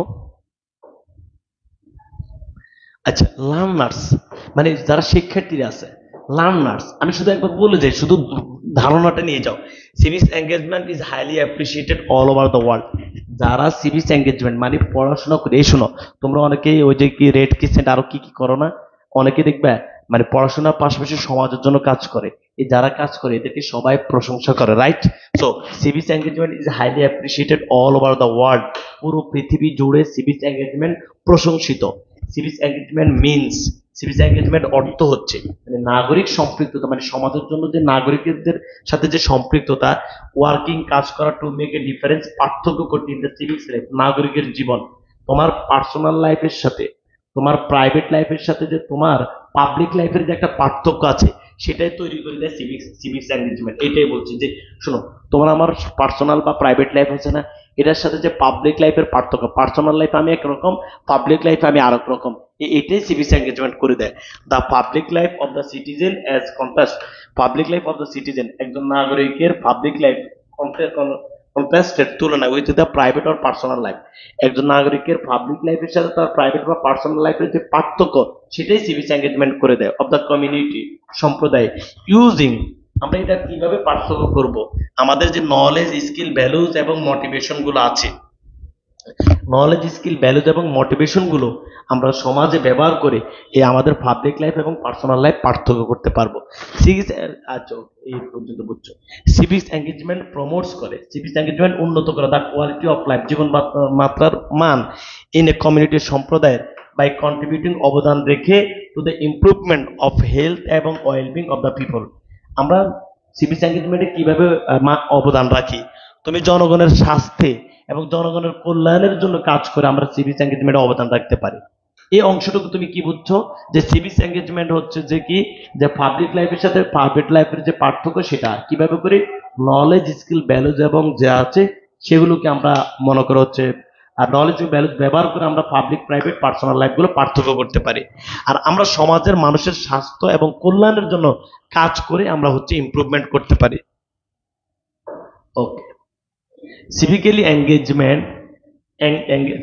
এঙ্গেজমেন্ট দ্বারা individuals recognize themselves as members of the large social community, and যারা সিভিক্যালি এঙ্গেজমেন্ট, ইন্ডিভিজুয়াল ব্যক্তিগণ, রিকগনাইজ সিভিক মানে যারা নাগরিক সম্পৃক্ততা জড়িত, তারা নিজেদেরকে ঘোষণা দেয় member of large social community, বিশাল সম্প্রদায়ের সদস্য। তুমি যখন মানে নাগরিকদের সাথে কাজ করো তখন তুমি নিজেকে তোমার পরিবারের সদস্য মনে করো যে না, আমি এই সমাজের একজন গুরুত্বপূর্ণ সদস্য, এই পুরোটা সমাজে আমার। আর কনসার্ন অ্যাবাউট সিভিক্স ইস্যু, এবং তারা খুবই কনসার্ন থাকে নাগরিকদের যে কোনো ইস্যু নিয়ে, তারা খুবই কনসার্ন থাকে। মনে করো আজকে বন্যা হয়েছে, তুমি চলে গেছো, আজকে এটা হয়েছে সেটা হয়েছে, দ্রব্যমূল্যের দাম বেড়ে গেছে, ওই সে Hamko তুমকো। They consider themself responsible citizen, তারা নিজেদেরকে একজন দায়িত্বশীল নাগরিক মনে করে। হু টেক অ্যাকশন, যে অ্যাকশন নেয়, অর রেজ দেয়ার ভয়েস, অথবা যে তার ভয়েসকে উত্তোলন করে, মানে জোরে কথা বলে, বিরুদ্ধে কথা, এগেনস্ট ইনজাস্টিস, যে অন্যায়ের বিরুদ্ধে কথা বলে, ডিসক্রিমিনেশন, বৈষম্যের বিরুদ্ধে কথা বলে, and other forms of socialist, এবং সমাজের অন্যান্য সমস্যা নিয়ে কথা বলে। এই পর্বটা যদি গল্পে তুমি এভাবে জানো যে সিভিক্স এঙ্গেজমেন্ট যেটা, সেটা সারা দেশে সবাই প্রশংসা করে। সিভিক্স এঙ্গেজমেন্টের অর্থ হচ্ছে যে আমরা পাবলিক, প্রাইভেট লাইফে যে ইয়েটা করি, আমরা মানুষের বিভিন্ন দিকে অবদান রেখে আমরা সিভিক্স এঙ্গেজমেন্ট বা এটাতে উন্নত আনতে পারি। যারা যারা জড়িত করা যায়, যারা জড়িত তারা নিজেদেরকে পুরো সমাজের সদস্য মনে করে, এবং তারা নিজেদেরকে সমাজের এটা দায়িত্বশীল মনে করে। যে কোনো বিষয় নিয়ে, নাগরিকের যে কোনো ইস্যু নিয়ে তারা কথা বলে। এই এরপর ভাইয়া ধরো, আচ্ছা এখন আসো, এই সিভিক্স এঙ্গেজমেন্ট তুমি ব্যক্তিগতভাবে করতে পারো, দলগতভাবে করতে পারো। তোমার হবে তোমার জনস্বার্থে, জনগণের স্বার্থে তুমি ব্যক্তিগতভাবে করতে পারো, দলগতভাবে করতে পারো। তোমাদের পরীক্ষাতে আসবে যে কতভাবে করা যায়। তুমি ভাইয়া র্যালি করে করতে পারো, সিগনেচার নিয়ে করতে পারো, হিউম্যান চেইন, মানববন্ধন করে করতে পারো, রাইটিং পিটিশন, দরখাস্ত লিখে করতে পারো, ট্রাফিকে হেল্প করে, ট্রাফিক যেটা আছে সেটাতে মানুষকে পারাপারে হেল্প করে করতে পারো, চিলড্রেন, শিশুদেরকে রাস্তা পারাপারের ক্ষেত্রে সহযোগিতা করতে পারো, পার্ক পরিষ্কার করে তুমি সমাজ মানে নাগরিক বা সমাজ উন্নয়নের কাজ করতে পারো। এরপর বৃদ্ধ যারা আছে এদেরকে রাস্তা পারাপারে হেল্প করতে পারো, এদেরকে থাকা খাওয়ার ব্যবস্থা করে সমাজ উন্নয়নের কাজ করতে পারো। এটা এখন আমরা পড়বো। In civics engagement, issues of public concern are crucial. Civics এঙ্গেজমেন্টে পাবলিকদের বিষয়গুলো খুবই গুরুত্বপূর্ণ। সিভিক্স এঙ্গেজমেন্টের মধ্যে অন্তর্ভুক্ত আছে ইন্ডিভিজুয়াল অর গ্রুপ অ্যাক্টিভিটিস। তুমি ইন্ডিভিজুয়াল ব্যক্তিগতভাবে করতে পারবা, গ্রুপ অ্যাক্টিভিটিসও করতে পারবা, টু প্রোটেক্ট পাবলিক ইন্টারেস্ট, তবে তোমাকে করতে হবে জনগণের স্বার্থের জন্য এবং পরিবর্তনের জন্য। দ্য কমিউনিটি ভ্যালুস ইটসেলফ, সমাজ যেভাবে চায়, এক একজনের ভ্যালু এক এক রকম। হিন্দু সমাজের ভ্যালু, মুসলমান সমাজের ভ্যালু, বৌদ্ধ সমাজের ভ্যালু, এরপর উপকূলীয় সমাজের ভ্যালু, এক এক সমাজের ভ্যালু একরকম। ওই ভ্যালুর আলোকে তুমি পরিবর্তন করতে হবে, তুমি তোমার মতো চাইলে হবে না। For example, if you are protesting against any injustice decision, তুমি প্রতিবাদ করতেছো যে কোনো অন্যায়ের বিরুদ্ধে, অফ দ্য লোকাল মিউনিসিপ্যালিটি, স্থানীয় পৌরসভার, সাথে যেমন এখন স্থানীয় পৌরসভার কোনটার বিরুদ্ধে তুমি কথা বলবা, রেজিং ট্যাক্স, তারা ট্যাক্স বাড়াই দিচ্ছে, or an act that might work against people's interest, অথবা জনগণের স্বার্থের বিরুদ্ধে এমন কাজ করে, এই কাজগুলোর বিরুদ্ধে তুমি কথা বলবা। ইউ আর সিভিক্যালি এঙ্গেজ, তুমি হচ্ছে নাগরিক সম্পৃক্ত জড়িত, and your action is consider a civics engagement, এবং তোমার কাজগুলোকে সিভিক্স এঙ্গেজমেন্ট হিসেবে ধরা হবে। This protest can be done in different way, এই প্রতিবাদটা, এই প্রোটেস্ট মানে প্রতিবাদ, এই প্রতিবাদ বিভিন্নভাবে হতে পারে। যেমন ভাই অর্গানাইজিং র্যালি, এগুলো কি তুমি সব মুখস্থ করে নিতে হবে না ভাই, তুমি দেখলে তো অর্গানাইজিং র্যালি করার মাধ্যমে, কালেক্টিং সিগনেচার নেওয়ার মাধ্যমে, হিউম্যান চেইন মানববন্ধন করার মাধ্যমে, রাইটিং পিটিশনস দরখাস্ত লেখার মাধ্যমে। You can also help control traffic in front of a school, স্কুলের সামনে ট্রাফিককে হেল্প করে তুমি সিভিক এঙ্গেজমেন্ট করতে পারো। চিলড্রেনদেরকে রাস্তা পারাপারে সহযোগিতা করে করতে পারো। Help children to cross the road, work in a team to clean the park, park পরিষ্কার করে করতে পারো, সি বিচ পরিষ্কার করে। You can also give some service to elderly people, তুমি বয়স্ক লোক নিয়ে কাজ করতে পারো। These are all example of civic engagement. এই সকল কিছু civic engagement as what you do directly affects the community, যাহা সরাসরি সমাজকে প্রভাবিত করে। When civic engagement is a part of an academic program, তুমি দেখো তোমার বইতে এখানে তিনটা জিনিস নিয়ে কথা আছে, একটা হচ্ছে civic engagement, আরেকটা হচ্ছে সার্ভিস লার্নিং, আরেকটা হচ্ছে ভলেন্টিয়ারিজম, তাই না ভাইয়া? দেখি এটা কোথায়, আচ্ছা এটা দেখাচ্ছি। হয় যখন civic engagement is a part of academic program, যখন এই যে আমাদের সিভিক এঙ্গেজমেন্টটা কিন্তু একাডেমিক প্রোগ্রাম। একাডেমিক প্রোগ্রামটা কেমন? সেখানে পড়াশোনা থাকবে, লেখা থাকবে, আবার সেটার মার্কিং থাকবে। সুন্দর করে বুঝবা, পড়াশোনা লেখা মার্কিং থাকবে, সেটাই তো পড়াশোনা। পরীক্ষা থাকবে। এই সিভিক এঙ্গেজমেন্টটা যদি এরকম একাডেমির মতো হয়ে যায় তখন and learners engagement is associated following a scale then it's called service learning, এবং যারা জড়িত হয় তাদেরকে একটা স্কেল অনুসারে মূল্যায়ন করা হয়, তখন আর সেটা সিভিক এঙ্গেজমেন্ট নয়, সেটা হচ্ছে সার্ভিস লার্নিং। এতক্ষণ পর্যন্ত যেটা আলোচনা করেছি সেটা সিভিক এঙ্গেজমেন্ট। পরীক্ষাতে যদি আসে যে সার্ভিস লার্নিং কি, ঠিক এই জায়গায় আছে। সার্ভিস লার্নিং হচ্ছে যে যখন এটা একাডেমিক প্রোগ্রাম। একাডেমিক প্রোগ্রামটা কেমন? সেখানে তোমার পড়াশোনা থাকবে, পরীক্ষা থাকবে, সেখানে তোমার মূল্যায়ন থাকবে। এরকম যদি কোনো কিছু হয় তখন সেটা হবে service learning. It involves the application of knowledge. এটার একটা উদাহরণ যদি আমি তোমাকে বলি, যে এখানে হচ্ছে তোমার নলেজের ব্যবহার থাকবে। স্কিল লার্ন ইন দ্য ক্লাসরুমে আমরা যেটা শিখছি সেটা আমরা মনে করি যে মেকিং এ কমপ্লিট প্ল্যান, একটা প্ল্যানে সেটা আমরা ব্যবহার করব এবং সেটা বাস্তবায়নে ব্যবহার করব। যেমন প্রিপেয়ারিং এ বাজেট, এই যে বাজেট নিয়ে কাজ করা, বাজেট তৈরি করা, এটা কিন্তু ভাইয়া সিভিক এঙ্গেজমেন্ট নয়, এটা হচ্ছে সার্ভিস লার্নিং। কেন? কারণ হচ্ছে সার্ভিস লার্নিং বাজেটে তোমার কি পড়াশোনা দরকার হয়, বাজেটে তোমার আবার হচ্ছে তুমি কিভাবে কি করছো তোমাকে আবার সেভাবে মূল্যায়ন করা হবে, এরকম এটা সিভিক এঙ্গেজমেন্ট নয়। যদি তোমাদের পরীক্ষাতে আসে যে নিচের কোনটি সার্ভিস লার্নিং, সুন্দর করে দিয়ে দিবে যে প্রিপেয়ারিং এ বাজেট। এই বাজেটে starting the process of implementation, আমরা এটাকে প্রথমে শুরু করি, তারপর সেটা আমরা হচ্ছে বাস্তবায়ন করি। ইনভলভিং পিপল, জনগণকে সেখানে জড়াই। অ্যান্ড অ্যাক্টিভিটি অপারেশনাল স্টেজে আমরা কিছু কৌশল তৈরি করি। তাহলে এখানে আমি যেটা তোমাদেরকে আলোচনা করেছি, মানে যতটুকু বুঝতে পেরেছো সেটা হচ্ছে সার্ভিস লার্নিং। সার্ভিস লার্নিংটা হচ্ছে যে একাডেমিক প্রোগ্রামের মতো। একটা উদাহরণ হচ্ছে বাজেট তৈরি করা। শেষ। বাজেট তো বুঝো। সর্বশেষ তোমাদের একটা আছে যে ভলেন্টিয়ারিজম। তাহলে এই সিভিক এঙ্গেজমেন্টের তিনটা জিনিস। ভলেন্টিয়ারিজম, হয় civic engagement is spontaneous but irregular, যখন সিভিক এঙ্গেজমেন্ট এমসিকিউ যদি আসে নিচের কোনটি মনে করতে ভলেন্টিয়ারিজম, যেটা স্বতঃস্ফূর্তভাবে হবে কিন্তু অনিয়মিত। হঠাৎ করে একদিন করেছো সেটা কিন্তু সিভিক এঙ্গেজমেন্ট হবে না, হঠাৎ করে একদিন করলে সেটা হবে ভাইয়া ভলেন্টিয়ারিজম। স্বতঃস্ফূর্তভাবে করছো কিন্তু অনিয়মিত করো, ঠিক আছে। And not a part of academic program, এবং সেটা একাডেমিক প্রোগ্রামের কোনো কাজও নয়। ইট ইজ কনসিডার ভলেন্টিয়ারিজম, সেটাকে ভলেন্টিয়ারিজম বলে। বুঝাতে পেরেছি ভাই? বলো, বুঝাতে পেরেছি? এই হচ্ছে আমাদের সিভিক এঙ্গেজমেন্ট। তাহলে ভাইয়া দেখো একদম সহজে আমি তোমাদেরকে বলেছি তিনটা জিনিস। সিভিক এঙ্গেজমেন্ট, বিসমিল্লাহ পড়ে আবার দেখো ভাইয়া, আমরা আলোচনা করেছি সিভিক এঙ্গেজমেন্ট। এই প্যাসেজে তিনটা জিনিস আছে, civic engagement, service learning, volunteerism. Civic engagement কি আলোচনা করেছি? সার্ভিস লার্নিং হচ্ছে একাডেমিক প্রোগ্রামের অংশ হবে এবং শিক্ষার্থীদেরকে মূল্যায়ন করা হবে, যেমন বাজেট তৈরি করা। আর ভলেন্টিয়ারিজম হচ্ছে স্বতঃস্ফূর্ত, খুব ইচ্ছা করে করবো বাট অনিয়মিত, সেটা হচ্ছে ভলেন্টিয়ারিজম, ওই যে স্বেচ্ছাসেবী তোমরা যেটা বলো। তো এটা আমি বলেছি যে ভাইয়া শিক্ষার লক্ষ্য হচ্ছে আমাদের পজিটিভ চেঞ্জ করা। শিক্ষা আমাদেরকে পজিটিভ মানে মাইন্ড তৈরি করতে হেল্প করে। মনে করো যে শিক্ষা আমাদের মাইন্ডকে আলোকিত করে না, সেটা প্রকৃত শিক্ষা নয়। শিক্ষা শুধু গ্রেড বা সার্টিফিকেট পাওয়ার মধ্যে নিহিত নয়। আমরা ক্লাসরুমে যেটা শিখি সেটা যেন আমরা বাইরে ব্যবহার করতে পারি। ঠিক আছে, চলো এখন দেখবো শিক্ষা কিভাবে কাজ করে। সমাজের জন্য যারা কাজ করে সবার প্রশংসা করা হয়। শিক্ষার অর্থ হচ্ছে যে শিক্ষা সমাজের জন্য কাজ করার জন্য তৈরি করতে হবে। আমরা সমাজের উন্নতির জন্য কাজ করতে পারি। যারা জড়িত তারা নাগরিকের যেগুলো বিষয় নিয়ে কথা বলে, তারা হচ্ছে সমাজ উন্নয়নের জন্য কাজ করে, এরকম বিষয়। এই যে আমরা যারা সমাজের জন্য কাজ করে তারা ব্যক্তিগতভাবে কাজ করতে পারে, দলগতভাবে কাজ করতে পারে, তবে সেটা জনস্বার্থ হইতে হবে, সমাজের ভ্যালুর আলোকে হইতে হবে। তুমি র্যালি করার মাধ্যমে, সিগনেচার নেওয়ার মাধ্যমে, মানববন্ধন করার মাধ্যমে, দরখাস্ত লেখার মাধ্যমে, ট্রাফিক সিলটিনে পার্ক পিপল, এল্ডারলি পিপল যারা আছে এদের হেল্প করার মাধ্যমে এই কাজগুলো করতে পারো। সর্বশেষ সার্ভিস লার্নিং এর কথা বলেছি এবং হচ্ছে ভাইয়া ভলেন্টিয়ারিজমের কথা বলেছি। ইংরেজি পরীক্ষা দিয়ে একদম সবাই টার্গেট ডিও ইউনিট ব্যাচ এবং টার্গেট ডিও ইউনিট ব্যাচে সুন্দর করে একদম সবাই ভর্তি হয়ে যাবা মাত্র 2999 টাকা বি ইউনিট কোর্স মানবিক বিভাগের শিক্ষার্থীদের জন্য। এই কোর্স করে তুমি বাংলাদেশের যে কোনো জায়গায় মানবিক বিভাগে পরীক্ষা দিতে পারবা। ব্যবসা শাখা বিভাগের শিক্ষার্থী যারা আছো 2999 টাকায় ব্যবসা শাখার যা আছে সব প্রিপারেশন নিতে পারবে এবং বাংলাদেশের ঢাবি থেকে শুরু করে উচ্চ পর্যন্ত যে কোনো ইউনিভার্সিটির পরীক্ষা দিতে পারবা। তবে আমাদের টার্গেট থাকবে ডিইউ। এখন আমরা পড়বো ইকোট্যুরিজম।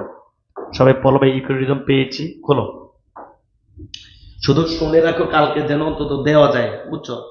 কারণ প্যাসেজ না পড়লে ভাই বিশ্বাস করো একটু তাড়াতাড়ি শেষ করো, আমি ভর্তি হব। ভর্তি তো অনেকে হয়ে গেছে, অনেকে তোমাদের এখানে অনেকে ভর্তি হচ্ছে, প্রতিদিন তো 15-20 জন করে ভর্তি হচ্ছে। আলহামদুলিল্লাহ আলহামদুলিল্লাহ। ভাই পেয়েছি, ইকোট্যুরিজম পেয়েছি। সব সব দ্রুত প্লিজ, শুধু শুনে থাকো।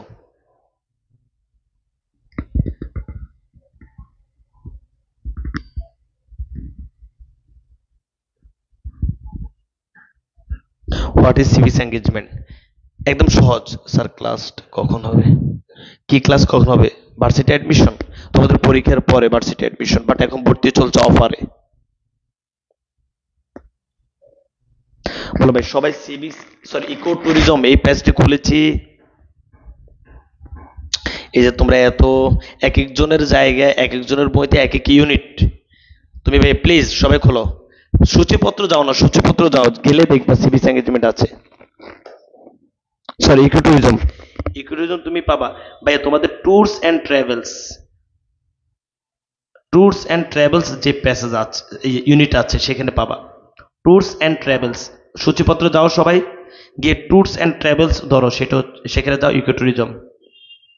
সামারির ক্লাস দিতে, এটা কিসের ক্লাস? তুমি কি সামারি এই যে যতগুলো আছে না পড়াবেন এত আবেগী, তুমি যদি হোয়াই এডুকেশন না মানে হোয়াই এডুকেশন না বুঝো, তুমি যদি ইকোট্যুরিজম নাই বুঝো, ইকোট্যুরিজমের সামারি কি কেমনে বুঝবা? মানে ইকোট্যুরিজম যদি না বুঝো, ইকোট্যুরিজম সামারি কেমনে বুঝবা? আজ পর্যন্ত গালিবে বোংবাং এসব পড়ায় না। আমি ইকোট্যুরিজমে বুঝি না, ইকোট্যুরিজম সামারি কি বুঝবো? আচ্ছা ইকোট্যুরিজম জিনিসটি কি? ইকোট্যুরিজম জিনিসটা হচ্ছে পরিবেশ বান্ধব ভ্রমণ। পরিবেশ বান্ধব ভ্রমণ আবার কেমন? মনে করো পরিবেশের কোনো ক্ষতি হবে না, তুমি জানার জন্য সেখানে জানার জন্য তুমি ভ্রমণ করবা এবং সেখান থেকে সেখানের মানুষকে হেল্প করার জন্য ভ্রমণ করবা। এটা হচ্ছে ইকোট্যুরিজম। আবার বলছি ইকোট্যুরিজম, ইকোট্যুরিজম, ইকো মানে পরিবেশ বান্ধব, ট্যুরিজম মানে ভ্রমণ। পরিবেশ বান্ধব ভ্রমণ যেখানে কোনো ক্ষতি হবে না এবং মানুষকে হেল্প করার জন্য যাব। শুধু ধরো ভাইয়া বিসমিল্লাহির রহমানির রহিম। Ecotourism is broadly defined as low impact travel. আমি তো বলে দিয়েছি ইকোট্যুরিজমে তোমার হবে লো ইম্প্যাক্ট ট্রাভেল, খুব কম প্রভাব থাকবে, low impact travel to endangered and often undisturbed. এটা বিপন্ন এবং আনডিস্টার্ব লোকেশন। ইনডেঞ্জার বিপন্ন এবং হচ্ছে আনডিস্টার্ব লোকেশন, যেখানে কোনো ধরনের ডিস্টার্ব নাই, এরকম লোকেশনে ভ্রমণ করা হচ্ছে ইকোট্যুরিজম। তাহলে ইকোট্যুরিজম হচ্ছে ভাইয়া কম প্রভাব থাকবে, হই হাল্লা থাকবে না, গাড়ি গাড়ি নিয়ে ভাবসাব নিয়ে যাবা, যেমন কক্সবাজার কোনো ইকোট্যুরিজম নয়। ইকোট্যুরিজম যে তুমি কোনো কিছু জানতে যাবা, সেখানে মানুষকে হেল্প করতে যাবা, এই তাহলে ভাইয়া সেখানে লো ইম্প্যাক্ট ট্রাভেল থাকবে এবং ইনডেঞ্জার এবং আনডিস্টার্ব লোকেশনে, ইনডেঞ্জার বিপন্ন এবং সেখানে ডিস্টার্ব নাই এরকম লোকেশনে তুমি যাবা। It is different from traditional tourism. Traditional ট্যুরগুলোর সাথে এটা একটা পার্থক্য আছে। ট্র্যাডিশনাল ট্যুর কোনটা? কক্সবাজার যাওয়া। ট্র্যাডিশনাল ট্যুর কোনটা?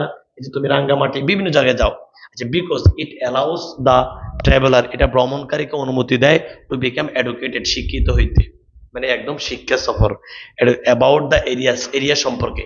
তোমার ইকোট্যুরিজম হচ্ছে তুমি ওই এরিয়া সম্পর্কে শিক্ষিত হইতে পারবা, both in term of the physical landscape এবং কালচারাল। তুমি ওইখানে গিয়ে ওইটার ফিজিক্যাল ল্যান্ডস্কেপ সরাসরি ভূদৃশ্য দেখতে পারবা এবং সেখানের কালচারাল ক্যারেক্টারিস্টিক্স, সেখানে তুমি কালচারাল ক্যারেক্টারিস্টিক যেটা আছে সেটাও জানতে পারবা। ইট অফেন প্রোভাইডস, এটা প্রায় সরবরাহ করে ফান্ডস ফর কনজারভেশন মানে যখন আমরা কি ট্যুরিজম যাবো তখন আমরা হচ্ছে ফান্ড দিই সংরক্ষণের জন্য, benefit the economic development of place that are often impoverished. তাহলে আমরা হচ্ছে বেনিফিট দ্য ইকোনমিক ডেভেলপমেন্টের জন্য ওই জায়গায় অফ প্লেস, ওই জায়গার ইকোনমিক ডেভেলপমেন্টের জন্য আমরা কি করি, কিছু টাকা দিই। এরপর যে দ্যাট আর যাহা প্রায় দুর্বল দরিদ্র, ওই জায়গাতে আমরা প্রায় অর্থনৈতিক সহযোগিতা করি। আবার যদি তোমাকে বলি যে ইকোট্যুরিজমটা হচ্ছে তোমার কম হইয়া আল্লাহ থাকবে এবং তুমি বিপন্ন এবং আনডিস্টার্ব লোকেশনে তুমি যাবা, সেখানে তুমি কিছু শিখতে পারবা, সাথে সাথে তুমি হচ্ছে ফিজিক্যাল ল্যান্ডস্কেপ, একদম ল্যান্ড তুমি দেখতে পাবা, সেখানের কালচার সম্পর্কে তুমি যাবা, সেখানে তুমি কিছু ফান্ড দিবা। কেন দিবা? কনজারভেশন সংরক্ষণের জন্য, এবং বেনিফিট দ্য ইকোনমিক ডেভেলপমেন্ট, তাদের ইকোনমিক ডেভেলপমেন্টের বেনিফিট উপকার করবা অফ প্লেস, ওই স্থানের দ্যাট আর অফেন ইম্পভারিশড, যাহা প্রায় গরিব, এই গরিব এলাকা তুমি অর্থনৈতিক হেল্প করবা। শেষ। এবার আসো ভাই প্রিন্সিপালস অফ ইকোট্যুরিজম। ইকোট্যুরিজম হইতে হইলে কোন কোন নিয়মগুলো ছাড়া ইকোট্যুরিজম হবে না, এটা বুঝো। Due to the growing popularity of environmentally related and adventure travel. Due to মানে কারণে, the growing popularity of environmentally related, ক্রমবর্ধমান মানে দিন দিন এই ভ্রমণগুলো, কেউ সুযোগ পাইলে ভ্রমণে চায়, দিন দিন ভ্রমণের জনপ্রিয়তার কারণে, অ্যাডভেঞ্চার ট্রাভেলের কারণে various types of trips are now being classified as ecotourism. অনেকে এখন যে কোনো ভ্রমণকে বলে যে আমরা আজকে ইকোট্যুরিজমে গিয়েছি। Most of this are not truly ecotourism, সেগুলো আসলে ইকোট্যুরিজম নয়। হাউএভার, যাই হোক, because they do not emphasize conservation, তারা সংরক্ষণের জন্য জোর দেয় না। কারণ আমরা জানি ইকোট্যুরিজম হইতে হলে সেখানে তোমাকে সংরক্ষণে থাকতে হইব, সেখানে কোনো ক্ষতি করা যাবে না, কোনো মানুষের, গাছের, পাখির, পশুর ক্ষতি করা যাবে না।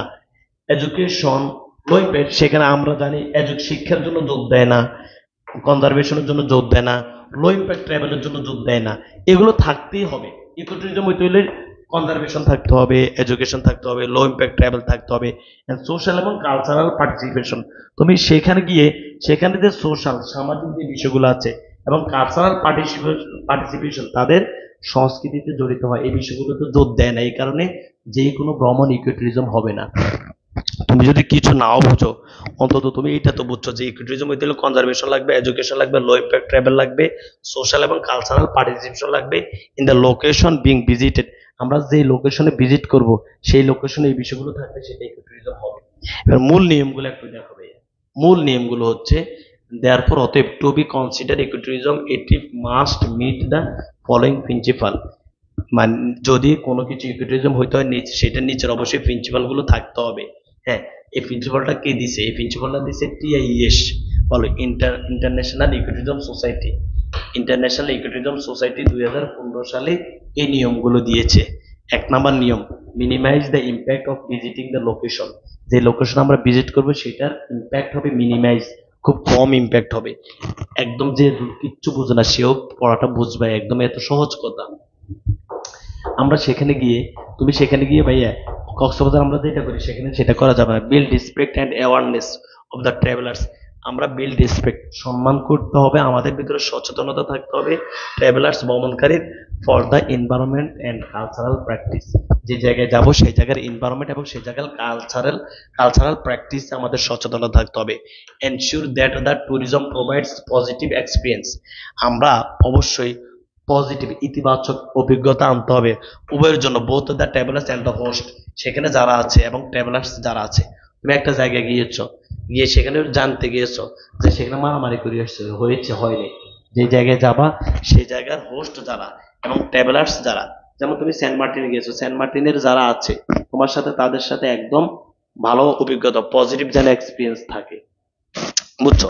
Provide direct financial aid for conservation, এই নিয়মগুলো থাকতে হবে। সেখানে গিয়ে আমরা সরাসরি তাদেরকে ডিরেক্ট ফিনান্সিয়াল সহযোগিতা করতে হবে, তাইলে ইকোট্যুরিজম হবে, কারণ তারা তো খুবই খারাপ পরিস্থিতি আছে।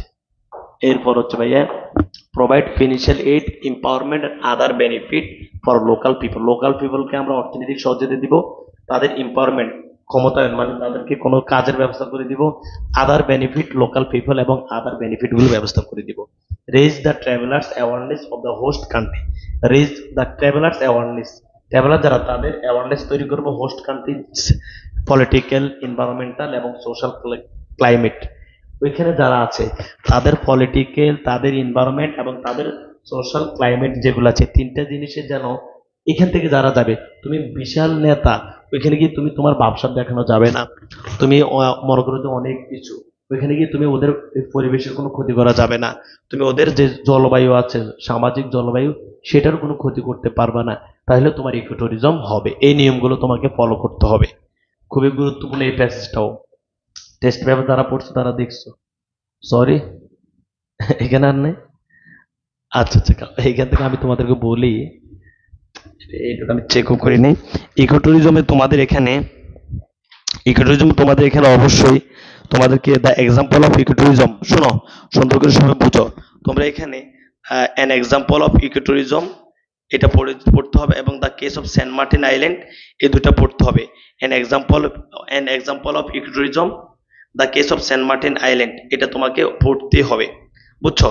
তো তুমি an example of eco tourism, eco ট্যুরিজমের একটা এক্সাম্পল এখানে ইন্দোনেশিয়ার কোমোডো ন্যাশনাল পার্কের কথা দেয়া আছে, আর দেয়া আছে তোমার হচ্ছে যে আমাদের যে সেন্ট মার্টিনের বিষয়টা, অবশ্যই দুইটা তোমরা পড়ে যাবা, একবার দেখে যাবা, ঠিক আছে? আবারও বলছি, an example of eco tourism এই পর্যন্ত তোমাদের আসবে, সেন্ট মার্টিন পর্যন্ত তোমাদের পরীক্ষাতে আসবে, বাট ভাই স্লাইডটা আমাদের ভুলে গেছি, আমি ক্লাসের শেষে এটা পড়ে দিব, ঠিক আছে? তাহলে ইকো ট্যুরিজম তুমি মোটামুটি বেসিক তো বুঝছো যে ইকো ট্যুরিজম কি। তাহলে আমাদের কক্সবাজার ইকো ট্যুরিজম হবে না, ইকো ট্যুরিজম হইতে হলে আমরা সেখানে এই কাজগুলো থাকতে হবে। তো এখানে একটা এক্সাম্পল দেওয়া আছে, ইন্দোনেশিয়ার কোমোডো ন্যাশনাল পার্কের কথা দেওয়া আছে। ইন্দোনেশিয়ার কোমোডো ন্যাশনাল পার্কের আয়তন কত, কেমনি কি, সেখানে কি কি করা যায়, শেষ, একবার পড়ে নিলে হবে। আমাদের সেন্ট মার্টিন, সেন্ট মার্টিন কোথায় তোমরা অনেকে গিয়েছো, অনেকে যাও, অনেক নাম শুনেছো। সেন্ট মার্টিনের কি কি আছে, সেন্ট মার্টিনের কি কি নাই, এখানে জাস্ট এটা দেওয়া আছে, এই দুইটা ইকো ট্যুরিজমের উদাহরণ দেওয়া আছে, এই দুইটা আমরা একটু দেখে যাও, শেষ। এবার হচ্ছে ভাই ফ্যামিলি রিলেশনশিপ, খুবই গুরুত্বপূর্ণ, জাস্ট স্টার চিহ্ন দিতে ভাই, সবগুলো আসবে, যা পড়াইছি প্রত্যেকটা বোর্ডে মানে এগুলো থাকবেই। দেখো ফ্যামিলি রিলেশনশিপ পেয়েছি, সবাই বলো ফ্যামিলি রিলেশনশিপ পেয়েছি।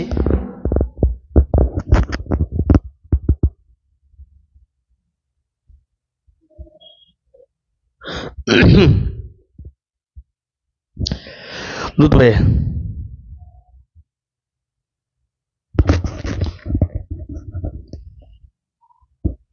হ্যাঁ হ্যাঁ, আমি সেন্ট মার্টিন গিয়েছি, 2বার গিয়েছি। কি বলো আইসিটি তোমাদের সব বিষয় পড়ানো হবে, সব বিষয়। দেখছো ভাইয়ার গলার কি অবস্থা, বুঝতে পেরেছো? সাউন্ড নাই মানে, সাউন্ড নাই। এটার পর আর একটা আছে, ফ্যামিলি রিলেশনশিপের পর আর আছে ভাইয়া টু ওমেন, এগুলো পড়লে ইনশাল্লাহ কমন এসে যাবে। সাউন্ড আছে?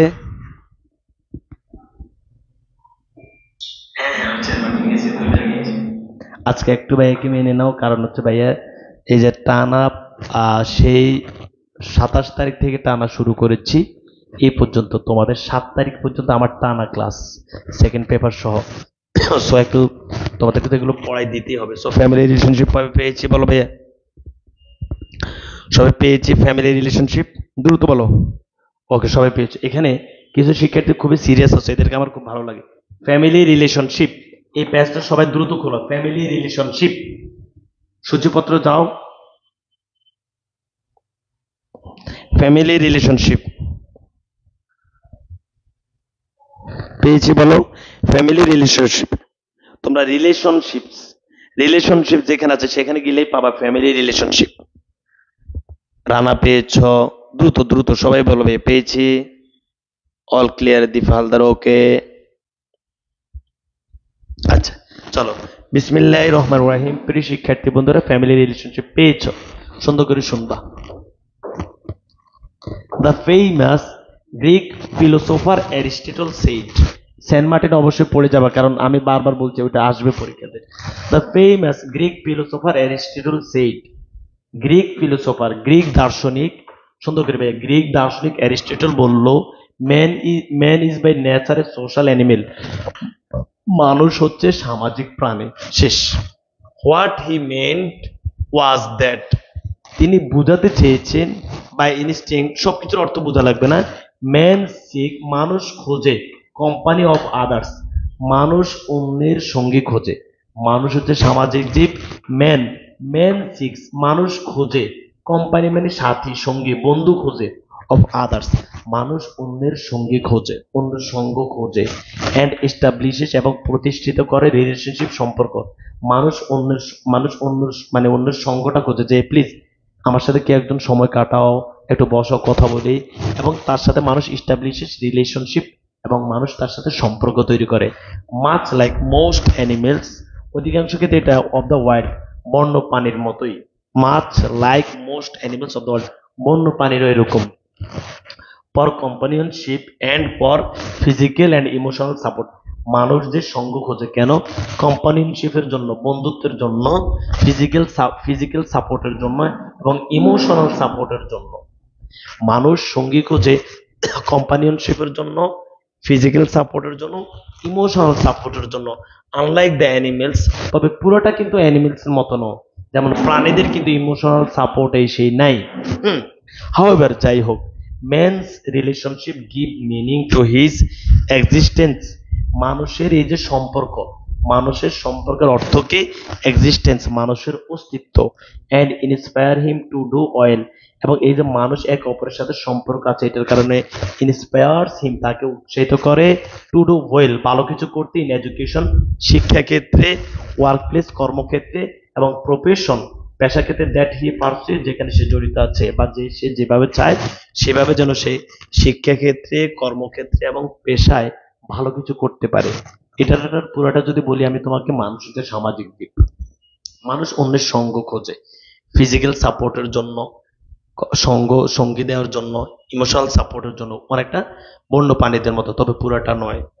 আবার এই যে মানুষের এই যে সম্পর্ক আছে, সম্পর্কটা মানুষের অস্তিত্ব, তোমার সম্পর্ক নেই মানে তোমার কোনো অস্তিত্ব নেই, তাই না?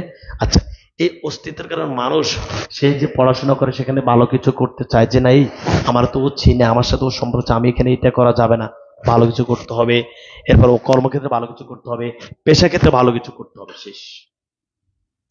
Relationship are of different kinds, relationship বিভিন্ন রকমের হতে পারে, এটা সুন্দর করে মনে রাখবে ভাইয়া। রিলেশনশিপ বিভিন্ন রকমের হতে পারে। সাম আর ফ্যামিলিয়ার অ্যান্ড ইন্টিমেট, কিছু হচ্ছে পারিবারিক এবং কিছু হচ্ছে অন্তরঙ্গ, মানে আমাদের কিছু পারিবারিক সম্পর্ক তৈরি হয়, আবার কিছু হচ্ছে অন্তরঙ্গ সম্পর্ক তৈরি হয়। ফর্মড বাই ব্লাড, যেগুলো তৈরি হয় রক্তের মাধ্যমে, অ্যান্ড বাই ম্যারেজ, বিয়ের মাধ্যমে। যেমন মনে করো আমি বিয়ে করলে আমার সেটা হচ্ছে কিসের মাধ্যমে বলো তো? বিয়ের মাধ্যমে সম্পর্ক। আবার আমার মায়ের সাথে আমার সম্পর্ক হচ্ছে কি? রক্তের সম্পর্ক। সাম আর সোশ্যাল, কিছু হচ্ছে সামাজিক সম্পর্ক, like ones we have with friends, মনে করো আমাদের কারো আছে ফ্রেন্ডস আছে। Some are made in school, আমরা কিছু স্কুলে বন্ধু তৈরি করি। Where we form close to bonds, আস্তে আস্তে সেটা আমরা কি ভালো বন্ধনে চলে যাই। উইথ ক্লাসমেট, আমরা ক্লাসমেটের সাথে সম্পর্ক হয়। টিচার্সের সাথে আমাদের সম্পর্ক হয়। এই যে সম্পর্কের কথা বলছে যে লাইক দ্য ওয়ান্স, কেউ উই হ্যাভ উইথ ফ্রেন্ডস, আমাদের ফ্রেন্ডস আছে। সাম আর মেড ইন, সেগুলো আমরা হয়তো স্কুলে তৈরি করি। আমরা আস্তে আস্তে হোয়ার উই ফ্রম ক্লোজ, মানে আমরা একদম ক্লোজ হয়ে যাই। ক্লাসমেটের সাথে আমাদের সম্পর্ক আছে, টিচারের সাথে আমাদের সম্পর্ক আছে। এই যে ফ্যামিলি রিলেশনশিপের কথা বলা হচ্ছে। রিলেশনশিপ ভাই ধরো ভাই, রিলেশনশিপ ক্যান অলসো বি ফরসার ইন ওয়ার্ক প্লেস, রিলেশনশিপ তোমার লালন পালন করা যায় তোমার কর্মক্ষেত্রেও। আমি মনে করি এক জায়গায় জব করি, জব করার ক্ষেত্রে এখানে 10-12 জন আছেন, তাদের সাথে আমি সম্পর্ক করতে পারি। Which may quickly change from professional to social, দেখবা হুইচ মে কুইকলি চেঞ্জ, যা দ্রুত পরিবর্তন হয় প্রফেশনাল থেকে সোশ্যাল, সামাজিক সম্পর্কে চলে যায়। তুমি ব্যাংকে জব করো, ব্যাংকের একজনের সাথে তোমার সম্পর্ক হয়েছে, বাট আস্তে আস্তে করে তুমি কি গেছো প্রফেশনাল সম্পর্ক থেকে সোশ্যাল সম্পর্কে চলে গেছো।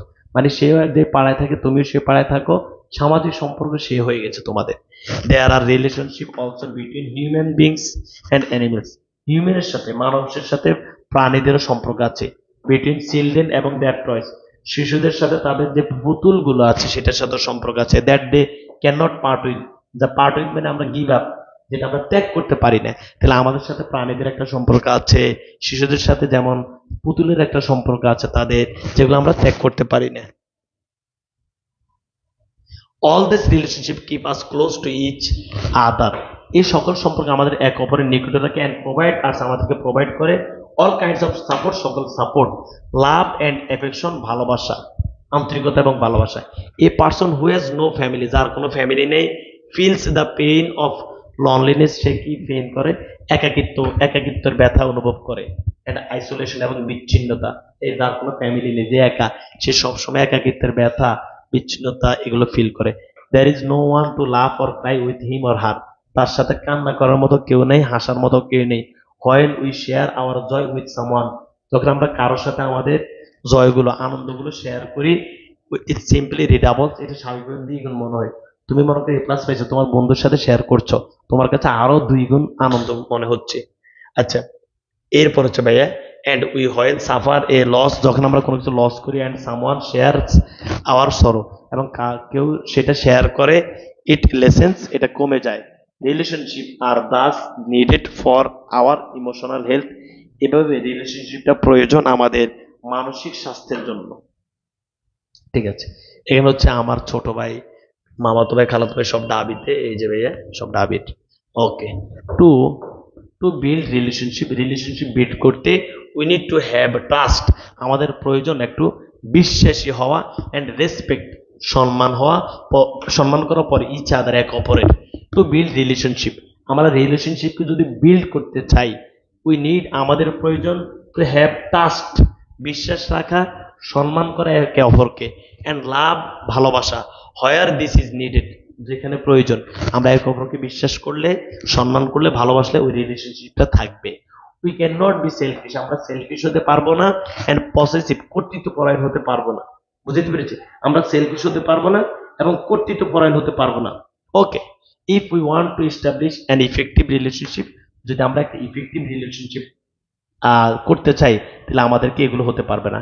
বাট কোয়াইট অফেন, প্রায় দেখা যায়, উই সি, আমরা দেখি, পিপল কোয়ার্লিং, জনগণ ঝগড়া করে, এন্ড ফাইটিং, জনগণ মারামারি করে, উইথ ইচ আদার, এক অপরের সাথে, which only brings misery and loss to all, যাহা শুধু দুঃখই নিয়ে আসে এবং আমাদের ক্ষতি করে, যাহা শুধু দুঃখই নিয়ে আসে এবং আমাদের ক্ষতি করে। ওকে, ঠিক আছে, আশা করছি এটা বুঝছো। তাহলে ভাইয়া ফ্যামিলি রিলেশনশিপ আমরা কি বুঝছি বলো তো দেখি। ফ্যামিলি রিলেশনশিপ, আমরা রিলেশনশিপ করি, রিলেশনশিপ আমাদের হচ্ছে অনেকভাবে হতে পারে, পারিবারিকভাবে হতে পারে, রক্তের সম্পর্ক হতে পারে। সেগুলো আমরা উদাহরণ দিচ্ছি, আমরা স্কুলে রিলেশনশিপ হয়, জবের ক্ষেত্রে রিলেশনশিপ হয়, প্রাণীদের সাথে আমাদের সম্পর্ক আছে, এইভাবে বলেছি, শিশুর সাথে পুতুলের সম্পর্ক আছে। তো আমরা রিলেশনশিপ গুলো যার নাই, সে হচ্ছে একা, কান্না করতে পারে না, হাসতে পারে না। আমাদের যদি রিলেশনশিপ থাকে, আমরা কারোর সাথে আনন্দ শেয়ার করলে সেটা দ্বিগুণ হয়, দুঃখ শেয়ার করলে কমে যায়। আর আমরা এরপরও দেখি যে মানুষ মারামারি করে, ঝগড়া করে, যাহা আমাদের শুধু লসই নিয়ে আসে, অন্য কোনো কিছু নিয়ে আসে না। শেষ। এই বুঝতে পেরেছি। আচ্ছা প্রিয় শিক্ষার্থী বন্ধুরা, আমরা সর্বশেষ আজকের প্যাসেজে চলে আসছি। বিশ্বাস করে এই কয়েকটা প্যাসেজ যদি তুমি কোনো রকম হইলেও দেখে যাও, আল্লাহর রহমতে ইনশাল্লাহ তুমি ভাই এই 35, আমার কিচ্ছু লাগবে না ভাই, প্লিজ তুমি 35-এ 30 উঠাও, দেখবা যে ইনশাল্লাহ তোমার ভালো একটা মার্কস আসবে। রাইটিং এ আমি তোমার আল্লাহর রহমতে ভাই এখানে 35-এ 30, বারবার বলছি ভাইয়া, 3টা প্যাসেজ তোমার কমন আসবে, 35-এ 30 উঠাবা। রাইটিং এ তুমি উঠাবা কত ভাই আমাকে বলো? রাইটিং এ 30, 60। আর তুমি উইথ ক্লু উইদাউট ক্লু রিয়ারেন্স যে পাবো 10 উঠাবে, 70। এটা হচ্ছে সবার জন্য, 70 ইংলিশ ফার্স্টে উঠাইতে হবে। এবার এ প্লাস হচ্ছে যারা এক থেকে আস্তে আস্তে করে ভালো করবে তাদের এ প্লাস হয়ে যাবে, 1 2 3 করে যারা ভালো করবে। 2 ওমেন, এখানে একদম সহজে আমি বলে দিচ্ছি, একজন হচ্ছে ভ্যালেন্টিনা তেরেস্কোভা, আর একজন হচ্ছে কল্পনা চাওলা। আগে গল্পটা শোনো ভ্যালেন্টিনা তেরেস্কোভার, তার আগে একটু পানি খেয়ে নাও।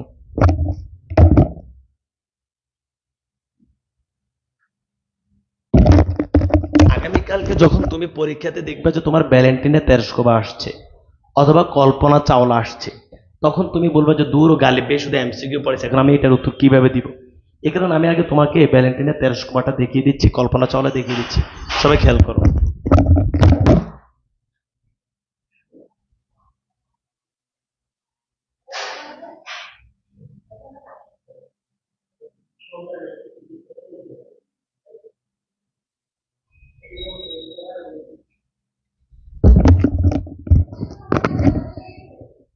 বুঝতে পেরেছি? আচ্ছা ধরো একদম সহজে আমি গল্প আকারে তোমাকে ভ্যালেন্টিনা তেরেস্কোভা শেষ করে দিচ্ছি। আচ্ছা সবাই একটু ভ্যালেন্টিনা তেরেস্কোভাটা লিখে ফেলো। ভ্যালেন্টিনা তেরেস্কোভা সে হচ্ছে রাশিয়ার, 6 মার্চ 1937 সনে জন্ম। সুন্দর করে ভাইয়া, ভ্যালেন্টিনা তেরেস্কোভা হচ্ছে রাশিয়ার, 6 মার্চ 1937 সনে জন্ম। ভ্যালেন্টিনা তেরেস্কোভার বাবা হচ্ছে ট্রাক্টর ড্রাইভার, মা কাপড়ের কারখানায় কাজ করতেন। সে 8 বছর বয়সে স্কুলে যায়। এরপরে তার ডিস্টেন্স লার্নিং নিয়ে ব্যাপক পড়াশোনার প্রতি আগ্রহ ছিল। এরপরে সে প্যারাশুটের প্রতি আগ্রহ ছিল। এই আগ্রহ থাকার কারণে সে স্থানীয় একটা অ্যারো ক্লাবে যোগ দেয়, স্থানীয় একটা অ্যারো ক্লাবে প্রশিক্ষণ নেয়। 22 বছর বয়সে 21 মে 1959 সালে প্রথমে সে জাম্প দেয়, জাম্প মানে মহাশূন্য। এই যে 2 ওমেন, 2টা মহিলার কথা বলবো, তারা মহাশূন্যে গিয়েছে কসমোনেট হিসেবে সহযোগিতা, কসমোনেট হিসেবে।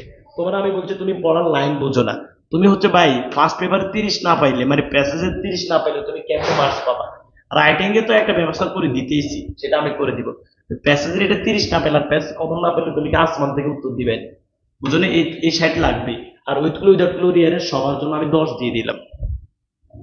ওকে, তাহলে ভাই তেরেস্কোভা সে রাশিয়ায় জন্মগ্রহণ করছে। বারবার বলছি, সুন্দর করে ধরো, রাশিয়ায় জন্মগ্রহণ করছে 6 মার্চ 1937 সনে। বাবা ট্রাক্টর ড্রাইভার, মা কাপড়ের কারখানায় কাজ করেন। ওকে, 8 বছর বয়সে সে স্কুলে যায়। সে ডিস্টেন্স লার্নিং নিয়ে পড়াশোনা করে। প্যারাশুটের প্রতি তার ব্যাপক আগ্রহ। স্থানীয় অ্যারো ক্লাবে সে প্রশিক্ষণ নেয়। 22 বছর বয়সে 21 মে 1959 সালে 22 বছর বয়সে 21 মে 1959 সালে সে প্রথমে জাম্প দেয়। কসমোনেট হিসেবে সে আস্তে আস্তে এগিয়ে চলে আর কি। এই যে 22 বছর বয়সে 21 মে 1959 সালে প্রথমে একটা জাম্প দেয়। এই জাম্পটাই তাকে কসমোনেট হিসেবে হেল্প করেছে। নভোচারী হওয়ার ঘটনা, প্রথমে মহাশূন্যে গিয়েছেন একজন, এই যে ইউরো গ্যাগারিং। ইউরো গ্যাগারিং প্রথমে মহাশূন্যে গিয়েছেন এপ্রিল 1961 সনে। পরে রাশিয়া সিদ্ধান্ত নিয়েছে যে একজন মহিলাকে পাঠাবে। সোভিয়েত ইউনিয়ন মানে রাশিয়া, সুন্দর করে বুঝো। ইউরো গ্যাগারিন নামে একজন প্রথমে মহাশূন্যে গিয়েছেন এপ্রিল 1961 সনে। পরে রাশিয়া সিদ্ধান্ত নিয়েছে যে একজন মহিলাকে মহাশূন্যে পাঠাবে। ওই মহিলার নাম হচ্ছে, ওই মহিলাদের মধ্যে 400 জন অ্যাপ্লিকেশন মানে অ্যাপ্লাই করেছে। এদের মধ্যে এই ভ্যালেন্টিনা তেরেস্কোভা মানে চান্স পেয়েছে 400 জন থেকে। 16 ফেব্রুয়ারি 1962 সনে চান্স পায়। 400 এর বেশি অ্যাপ্লিকেন্ট থেকে ভ্যালেন্টিনা তেরেস্কোভা চান্স পায় রাশিয়ার এই সিদ্ধান্তে। আমি সুন্দর করে বলতে পারছি না, আবার বুঝাই দিচ্ছি। প্রথম মহাশূন্যে গিয়েছে ইউরো গ্যাগারিন 61 এপ্রিল। পরে রাশিয়া সিদ্ধান্ত নিয়েছে এবার একজন মহিলাকে পাঠাবো।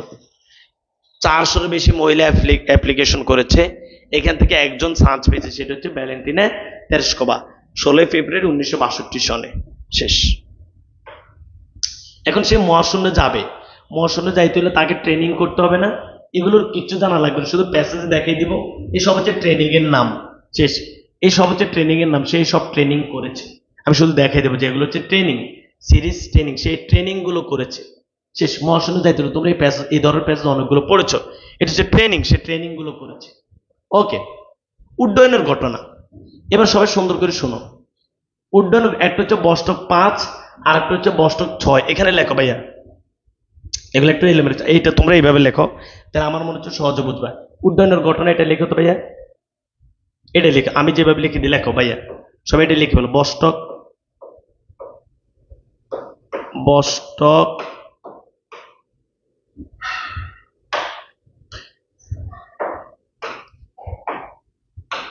বস্টক 5 আর এদিকে লেখো ভাইয়া বস্টক, এদিকে লেখো ভাইয়া বস্টক 6। তোমরা এগুলো একবার একবার পড়েছো, বাট প্যাসেজটা ওইভাবে বুঝো নাই। আচ্ছা, এই বস্টক 5 এটা গিয়েছে ভাইয়া 14 জুন। দ্রুত লিখে ফেলে ভাইয়া, তাহলে প্যাসটা বুঝাইতে অল্প তো লাগবে। 14 জুন 1963, সরি 14 জুন 1963, হ্যাঁ। আর এই যে বস্টক 6, এগুলো হচ্ছে মনে করো যে মানে ওই যে উড্ডয়নের সময় যে বিমানটা লাগে, এটা হচ্ছে সেই বিমানটা। 14 জুন 1963। আর এই বস্টক 6 গিয়েছে ভাইয়া 16 জুন 1963। তার মানে তুমি কি বুঝছো বলো তো, যে বস্টক 5-এর 2 দিন পর বস্টক 6 গিয়েছে, শেষ। এখানে ছিল বিবোবস্কি, এখানে ছিল বিকোবস্কি। বস্টক 5-এ যিনি ছিলেন তার নাম হচ্ছে ভাইয়া বিকো, মানে আমার এই যে লাস্ট কয়েকদিন একটু এলোমেলো হয়ে গেছি,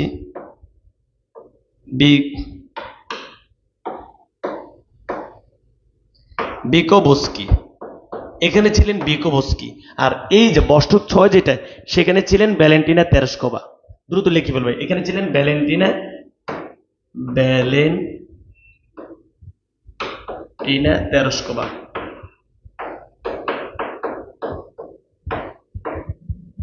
আর এখানে আরেকজন ছিলেন, তার নাম হচ্ছে সোলোবায়োভা। এটা লিখে ফেলবো জাস্ট এতটুকুই।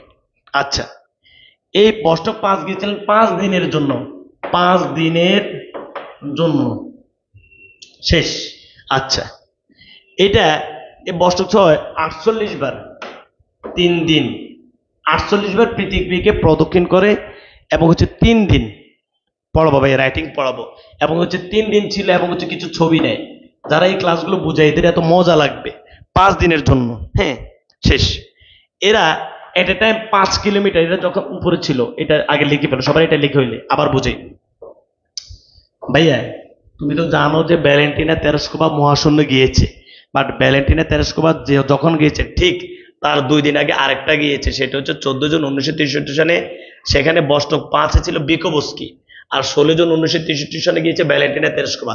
ভ্যালেন্টিনা তেরেস্কোভার সাথে আরেকজন ছিলেন, সেটা হচ্ছে সোলোবায়োভা।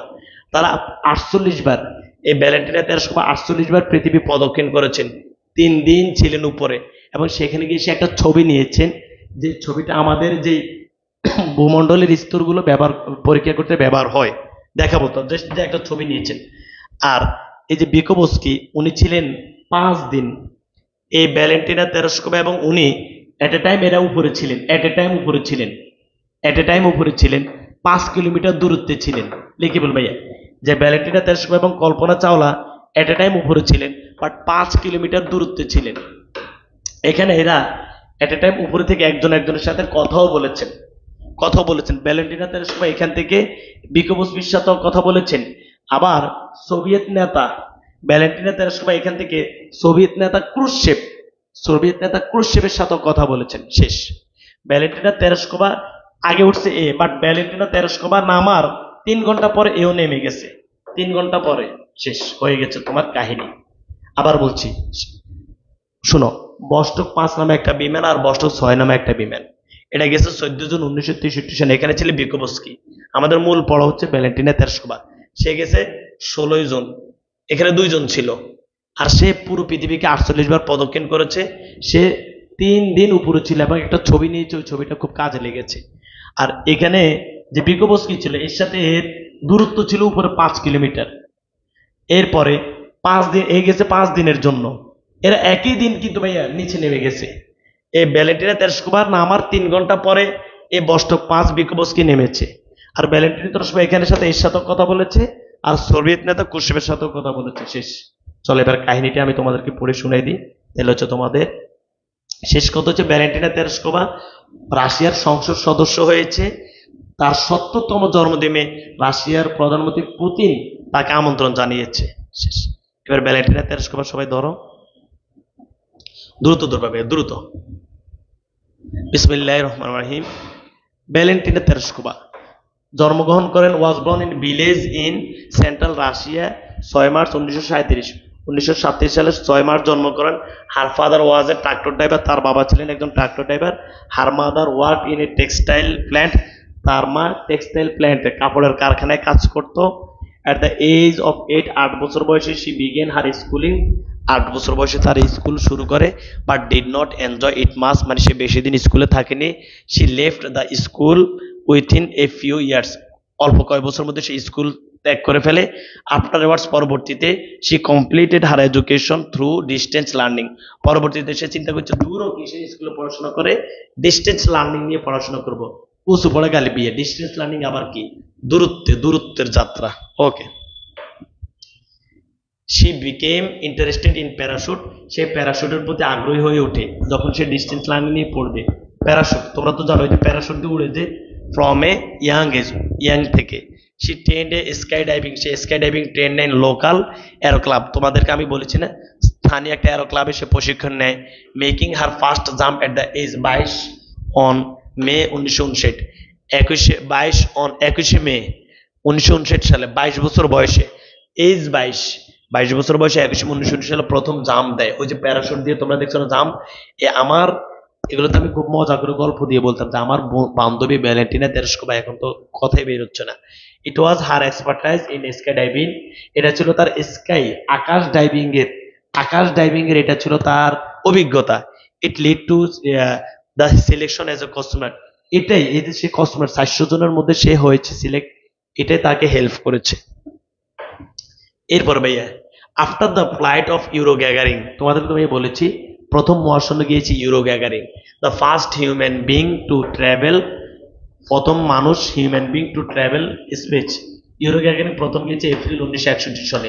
The Soviet Union decide to send a women in space, Soviet Union সিদ্ধান্ত নিয়েছে, রাশিয়া সিদ্ধান্ত নিয়েছে যে একজন মহিলাকে পাঠাবে। 16 ফেব্রুয়ারি 1962 সালে ওলেতারিয়া ভ্যালেন্টিনা তেরেস্কোভা, ওলেতারিয়া মানে দুর্বল এই দরিদ্র ভ্যালেন্টিনা তেরেস্কোভা চান্স পেয়েছে, সিলেক্ট হয়েছে এই প্রজেক্টের জন্য। এমাং মোর দ্যান 400 অ্যাপ্লিকেন্টস, 400-এরও বেশি অ্যাপ্লিকেন্টস থেকে এই ভ্যালেন্টিনা তেরেস্কোভা 16 ফেব্রুয়ারি 1962 সালে চান্স পায়। আমি গল্প বলে দিছি ভাই, ভ্যালেন্টিনা তেরেস্কোভা আসলে কালকে ঠাস ঠাস উত্তর দিবে শুধু। Tereshkova had a undergo to a series of training, Tereshkova একটা ট্রেনিং এর মধ্য দিয়ে যেতে হয়েছে, যেহেতু তাকে মহাশূন্যে যেতে হবে। ইনক্লুড ওয়েটলেস, ট্রেনিং গুলো হচ্ছে weightless flight, isolation test, centrifuge test, একটার অর্থ জানা লাগবে না। যদি পরীক্ষাতে আসে যে ভ্যালেন্টিনা তেরেস্কোভা কি কি ট্রেনিং করেছে তখন এটা দিবে। Rocket theory, spacecraft engineering, 120 parachute jump, pilot training, MiG 15, এই তার মানে এই বিমানটা দিয়ে সে ট্রেনিং দিয়েছে। জাস্ট এমসিকিউ দেখলে এটা খুঁজবা যে এগুলো আছে কিনা। এই পরে যে কাহিনীটা হচ্ছে সেটা দেখো। Since the successful launch, say successful ভাবে লঞ্চ করেছে সিন্স দ্য সাকসেসফুল ভাবে লঞ্চ করেছে বস্টক 5, 14 জুন 1963। কে ছিল এখানে? বিকোভস্কি ছিল। তেরেস্কোভা শুরু করলো যখন এটা সফল হয়েছে, বস্টক 5 সফল হয়েছে, তখন ভ্যালেন্টিনা তেরেস্কোভা প্রস্তুতি শুরু করেছে, preparing for her own flight on the morning of 16 June 1963। Valentina Tereshkova গেছে 16 June 1963। Tereshkova and her backup cosmonaut, তার সহযোগী ছিল সোলোবায়োভা, ওয়ার ড্রেস, তাদেরকে ড্রেস পড়ানো হয়েছে, স্পেস শুট পড়ানো হয়েছে, and taken to the space shuttle launch pad by bus, তাদেরকে বাসে করে যেখান থেকে তারা উপরের দিকে উড্ডয়ন করতে যাবে সেখানে বাসে করে নিয়ে গেছে। এটা এমসিকিউ মনে রাখবা, ভ্যালেন্টিনা তেরেস্কোভাকে কিসে করে নিয়ে গেছে? বাসে করে নিয়ে গেছে। শেষ তারিখও তোমার মনে আছে ভাইয়া, কত সহজে এই বিশাল কাহিনীটি মনে রাখতেছো। After completing her communication and life support check, তোমরা তো জানো উপরে পাঠানোর জন্য কত কথা, হ্যাঁ ওকে এসে কত কিছু কথা বলে না, এ কমিউনিকেশন এবং লাইফ সাপোর্ট সব চেক করার পরে শি ওয়াজ সিলড ইনসাইড বস্টক 6, তাকে বস্টক 6 এর ভিতরে ঢুকে দিছে, বন্ধ করে দিছে। ফিনিশিং এ 2 আওয়ার কাউন্টডাউন, 2 ঘন্টা গোনার পরে, বরাবর 2 ঘন্টা গড়ি ধরে রাখছে, 2 ঘন্টা গোনার পরে বস্টক 6 লঞ্চ ফর্টলেজের বস্টক 6 সুন্দর করে নির্ভুলভাবে উপরের দিকে গিয়েছে। প্রথমে যদিও তেরেস্কোভা এক্সপিরিয়েন্স নোসিয়া, সে বমি বমি ভাব আসলো, অ্যান্ড ফিজিক্যাল ডিসকমফোর্ট, এবং শারীরিকভাবে অস্বস্তি ফিল করবে। বাসে উঠলে আমাদের এরকম হয় না, বিমানও তার এইভাবে হয়েছে। মাচ অফ দ্য ফ্লাইট, অধিকাংশ সময় তার বমি এবং শারীরিক অস্বস্তি ফিল করছে। সে অরবিটেড, সে 48 বার পৃথিবী প্রদক্ষিণ করেছে, 3 days 3 দিনে space. With a single flight she logged more flight time than the combined times of all the American astronauts who had. এখানে যদি আমি তোমাকে বলি সিঙ্গেল ফ্লাইটে আজ পর্যন্ত তার আগে কেউ সিঙ্গেল ফ্লাইটে গিয়ে এতবার প্রদক্ষিণ এবং এতদিন থাকতে পারেনি, একমাত্র ভ্যালেন্টিনা তেরেস্কোভা সিঙ্গেলে গিয়ে, কম্বাইন্ড না, সিঙ্গেলে গিয়ে 3 দিন এবং 48 বার পৃথিবী প্রদক্ষিণ করেছে, এটা নিজে একটা রেকর্ড। ওকে, এরপরে ধরো flown before that date. Tereshkova also maintained a flight log. Tereshkova flight log maintain করছে, এটা লাগবে না পরীক্ষাতে, এটা আসবে এইটা। এবং সেখান থেকে সে একটা টু ফটোগ্রাফ, একটা ছবি নিয়েছে অফ দ্য হরিজন, দিগন্তের একটা ছবি নিয়েছে, মানে আমাদের এই দিগন্তের একটা ছবি নিয়েছে। উইচ আর লেটার, যেটা পরবর্তীকালে ইউজ টু আইডেন্টিটি, মানে আমাদের লেয়ার যেটা আমাদের বায়ুমণ্ডলের যেটা স্তর, সেটা যে অ্যাটমোস্ফিয়ার, আমাদের যে অ্যাটমোস্ফিয়ার আছে, সে অ্যাটমোস্ফিয়ার পরীক্ষার কাজে এই যে সে একটা ছবি নিয়েছে, এই ছবিটি ব্যবহার হচ্ছে। আমি সরি, মানে আমি অনেক কথা বলতে পারি না, তারপর বলতেছি। বস্টক, এবার ভাইয়া বস্টক 6, তোমরা একদম এখন মুখস্থ, বস্টক 6 তে কে ছিল? Vostok 6 was the final Vostok flight, Vostok 6 ছিল সবচেয়ে final. And launch 2 days after Vostok 5। তোমরা তো এটা জানোই যে বস্টক 5-এর 2 দিন পরে 14 জন 16 জন উইচ ক্যারিড ব্যালারি বই বিকোবস্কি। এই যে বস্টক 5-এ ছিল Bykovsky into similar orbit for 5 days।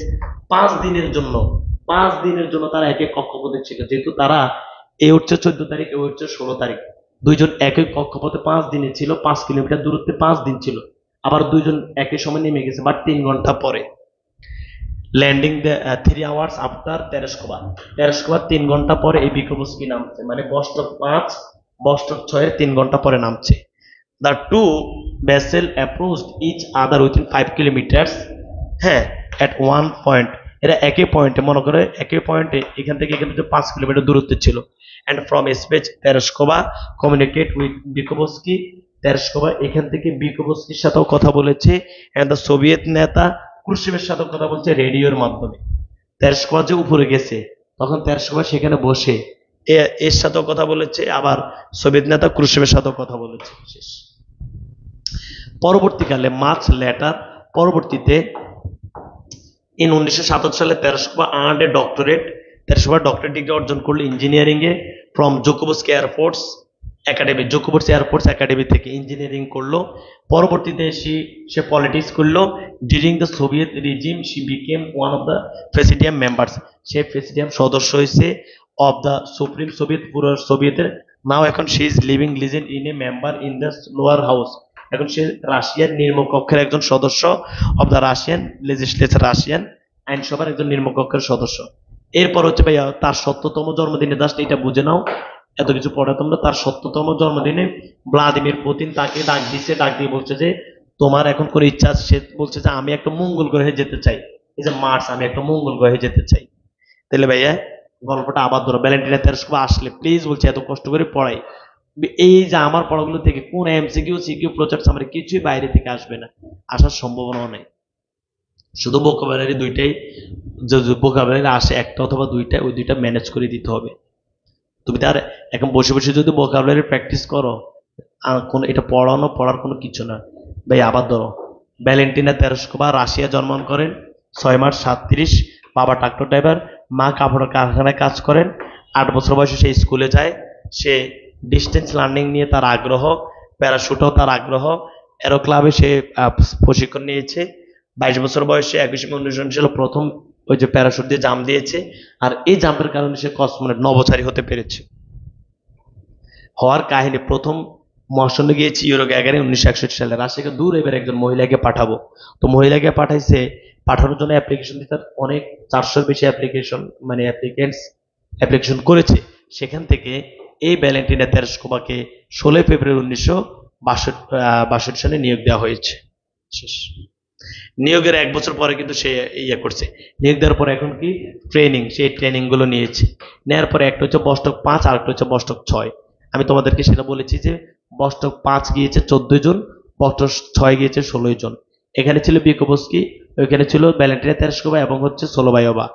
এরপরে ভ্যালেন্টিনা তেরেস্কোভা ছিল উপরে 3 দিন, 48 বার পৃথিবী প্রদক্ষিণ করেছে এবং হচ্ছে ভাইয়া একটা ছবি নিয়েছে। আর বিকোবস্কি ছিল 5 দিন এবং হচ্ছে সে ভ্যালেন্টিনা তেরেস্কোভা 3 আগে উঠছে, পরে 3 ঘন্টা পরে নামছে। সে ভ্যালেন্টিনা তেরেস্কোভা 2 দিন আগে গেছে, 3 ঘন্টা পরে নামছে। আর ওরা দুইজন একই কক্ষপথে ছিল, 5 কিলোমিটার দূরত্বে ছিল। ভ্যালেন্টিনা তেরেস্কোভা সেখান থেকে এর সাথে কথা বলেছে, সোভিয়েত নেতা ক্রুশেভের সাথে কথা বলেছে। এই ভ্যালেন্টিনা তেরেস্কোভা বোঝা গেছে ভাই? বলো, ভ্যালেন্টিনা তেরেস্কোভা বোঝা গেছে। এবার হচ্ছে আমরা কল্পনা চাওলা পড়লে আমাদের আলহামদুলিল্লাহ আল্লাহর রহমতে আজকের ক্লাসটা শেষ। বলো ভাইয়া, ভ্যালেন্টিনা তেরেস্কোভা সবাই বুঝছি? দ্রুত বলো প্লিজ ভাইয়া, বুঝছি। ভ্যালেন্টিনা তেরেস্কোভার কথা বুঝছি, যাক সবাই বুঝছো, প্লিজ বলছি ভাই এইভাবে একটু পড়ো, জাস্ট কাহিনীগুলো জেনে রাখো। তুমি কালকে প্যাসেজটা দেখলে অনেক সুন্দর।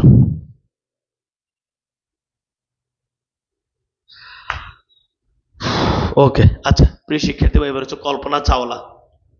তুমি শুধু শুনে রাখো, কল্পনা চাওলা আমার ভারতীয় একটা বান্ধবী। ও ইন্ডিয়ার কার্নালে জন্মগ্রহণ করে। সে প্রথম ইন্ডিয়ান এবং দ্বিতীয় ভারতীয় উপমহাদেশ থেকে মহাশূন্যে গিয়েছে। প্রথম ইন্ডিয়ান এবং দ্বিতীয় ভারতীয় উপমহাদেশ থেকে মহাদেশে গিয়েছে।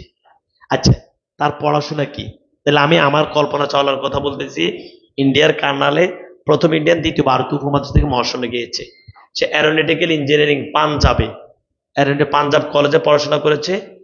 ইউনাইটেড স্টেটে সে গিয়েছে 1982 সনে।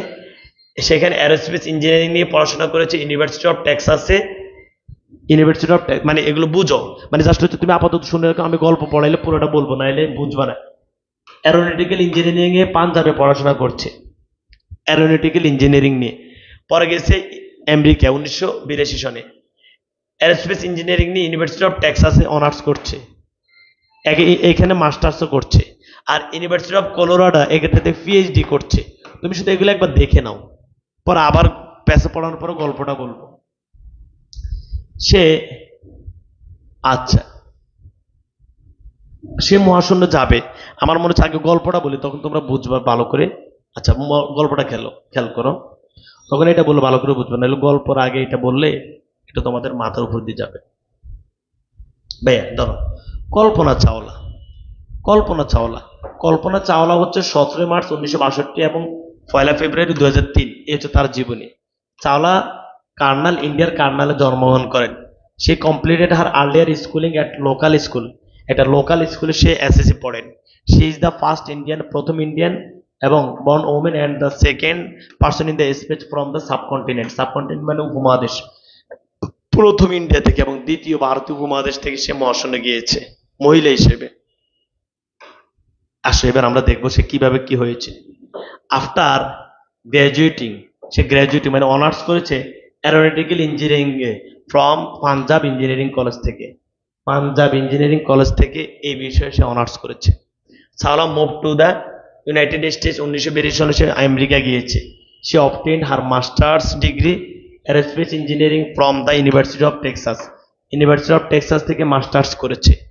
পরবর্তীতে হি ডিড হার পিএইচডি করেছে aerospace engineering from the University of Colorado. University of Colorado থেকে সে পিএইচডি করেছে। তাহলে ভাইয়া অনার্স কোথায় করেছে? আমেরিকা গিয়েছে, আমেরিকা গিয়ে মাস্টার্স করেছে, পিএইচডি করেছে। এখন আসো ডিটারমাইন্ড, সে ডিটারমাইন্ড ছিল সে নভোচারী হবেই, মহাশূন্য যাবেই। Determined to become an astronaut even in the face the space shuttle challenge of disaster. 28 আমি এটা সংক্ষেপে তোমাকে বলে দিই। 28 জানুয়ারি 1986 সনে, 28 জানুয়ারি 1986 সনে, শুধু এটা লিখে রাখো যে 28 জানুয়ারি 1986 সনে একটা বিমান মহাশূন্যে গিয়েছে। গিয়ে সেটা একদম লন্ডভন্ড হয়ে গেছে। That lead to the deaths of its 7 crew.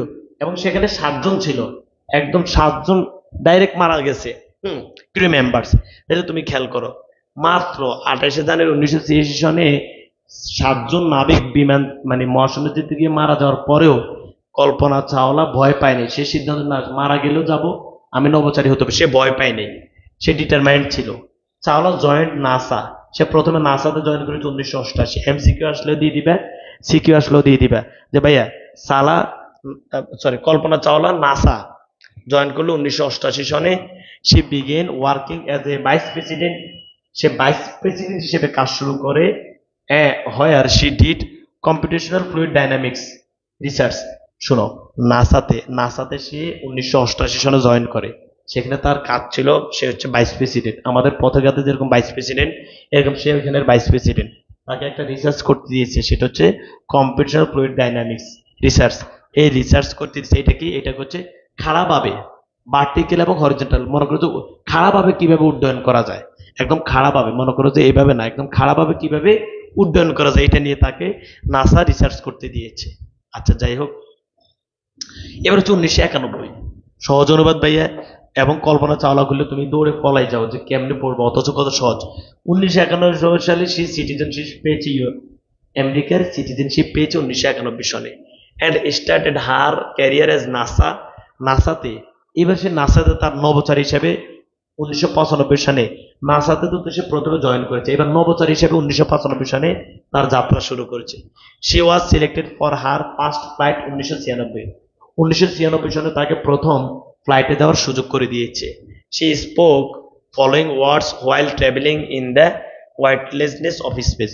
মহাশূন্যে যখন গিয়েছে তখন সে একটা কথা বলেছে যে you are just your intelligence, তুমি হচ্ছে তোমার বুদ্ধিমত্তা, তোমার বুদ্ধি আছে, তুমি আছো।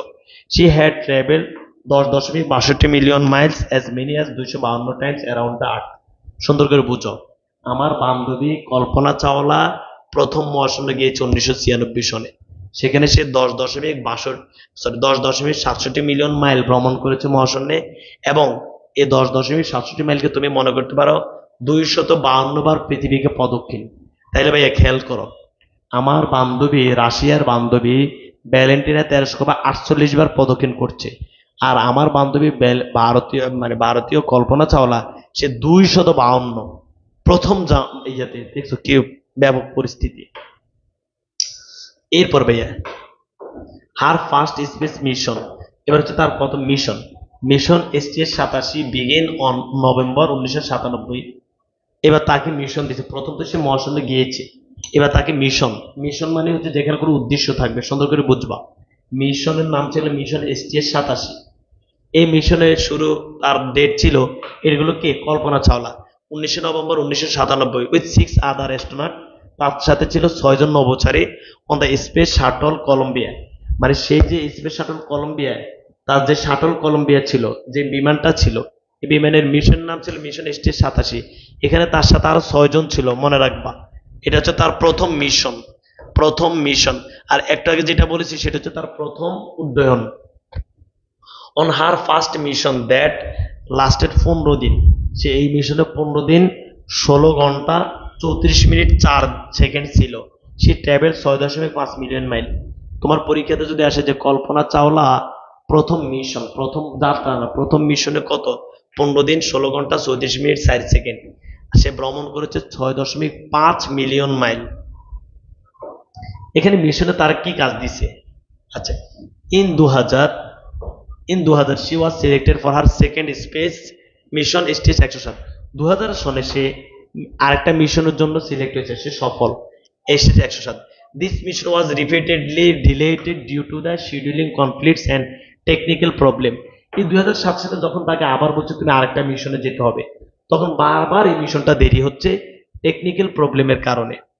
16 জানুয়ারি 2003 সালে, তাহলে 2000 সালে ট্রেন গেছে, মজা করে বলবো আর কি, যে আমাদের যে দেশের ট্রেনগুলো একটু দেরিতে যায়। 2000 সালে ট্রেন গেছে 16 জানুয়ারি 2003 সালে। Kalpana Chawla finally started her new mission, নতুন মানে দ্বিতীয় মিশন। এখানেও কিন্তু ভাই 6 জন, 6 আদার স্পেস ক্রিউ, এখানেও 6 জন ছিল, মনে রাখবা। On the ill fated space shuttle Columbia she was one of the mission specialist. এই 6 জনের মধ্যে শুধু কল্পনা চাওলা অভিজ্ঞ ছিল, অন্যতম অভিজ্ঞ। এখানে চাওলাকে কিছু কাজ দিছে। চাওলার responsibilities include the microgravity experiments. চাওলাকে বলছে যে তুমি এটা দ্বিতীয় মিশনে, যে তুমি যে দ্বিতীয় মিশনে যাবা, তুমি মাইক্রোগ্র্যাভিটিকে পরীক্ষা করবা। For which the crew conduct nearly, এরা 80টি পরীক্ষা, আমি শুধু জাস্ট বুঝে দিচ্ছি, MCQ সিকিউ আসলে যেন উত্তর দিতে পারো। 80টি পরীক্ষা করছে, studying earth and space science, পৃথিবী এবং পৃথিবীর বিজ্ঞান যা আছে সব রিসার্চ করে 80টা পরীক্ষা করেছে এই মাইক্রোগ্র্যাভিটির জন্য।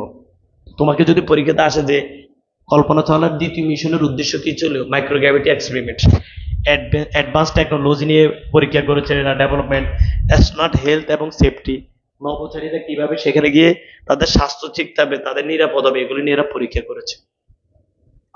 শেষে হচ্ছে না আফটার 16 ডেজ সায়েন্টিফিক মিশন। তাহলে এখানে ছিল 16 দিন, মনে রাখবা। প্রথম মিশনে কত দিন ছিল, দ্বিতীয় মিশনে এখানে 16 দিনের পরে পয়লা ফেব্রুয়ারি 2003 সালে সে নেমে যাবে। ঠিক ভাইয়া খেয়াল করো, পয়লা ফেব্রুয়ারি 2003 সালে যখন সে নেমে যাবে, ঠিক তাহলে ভাইয়া 16 দিন থাকার পর ফেব্রুয়ারি 2003 সালে হচ্ছে সে নেমে যাবে।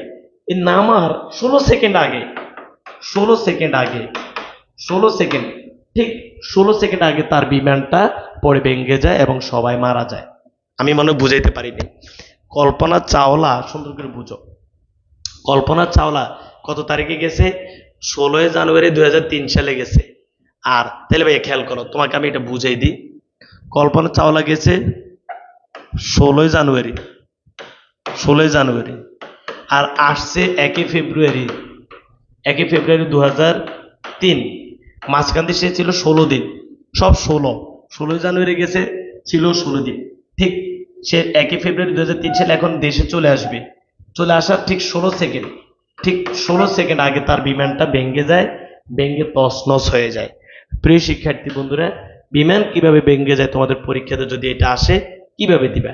বিমান যদি ভেঙে যায় তোমরা যেটা করবা সেটা হচ্ছে যে ভাইয়া যদি এটা পড়বা যে ইনভেস্টিগেশন হয়েছে হওয়ার পর যে তাদের বিমানের যে পাখা আছে, পাখা থেকে একটা সুন্দর করে আমি শুধু বলে দিই, তুমি শুধু এখান থেকে যদি বের করতে পারো, পাখা থেকে একটা ফোম ফোম গিয়ে ওই যে তেলের টাঙ্কি আছে, তেলের টাঙ্কির সাথে পড়ছে, আস্তে আস্তে করে এটা আগুন ধরে গেছে, শেষ, বিমানটা ধ্বংস হয়ে গেছে। এখানে তেমন প্রশ্নের যদি আসে যে কেমনে হয়েছে, তখন তুমি এই যে ইনভেস্টিগেশনরা দেখাইছে যে এই কারণগুলোর কারণে বিমান শেষ হয়ে গেছে, এই হচ্ছে কাহিনী। প্রিয় শিক্ষার্থী বন্ধুরা, অনেক কঠিন মনে হচ্ছিল কিন্তু কঠিন না। এবার তুমি কি কাজ করবে? তোমার হাতে এখন ব্যাপক সময়। আমি বারবার বলি কালকে পরীক্ষা দিয়ে আসি অনেক খুশি হইবে। তুমি ভাইয়া যে কাজটি করবা সবাই একটু খেয়াল করবে ভাই, ঠান্ডা মাথায় প্লিজ বলছি ভাইয়া, তোমরা এখানে যারা আছো অনেকে কিন্তু এত এক্সপার্ট নয় যে ভাইয়া তুমি উইথগুলো উইদাউটগুলো রিয়ারেঞ্জ অনেক এক্সপার্ট। আমি বলবো না যে এক্সপার্ট, বাট পারবা, কিন্তু এক্সপার্ট কিন্তু ভাইয়া তোমাকে এখানে মার্কস উঠাইতে হবে। আমি আমার জন্য দোয়া করি, আমি আল্লাহর রহমতে ভাইয়া চেষ্টা করেছি।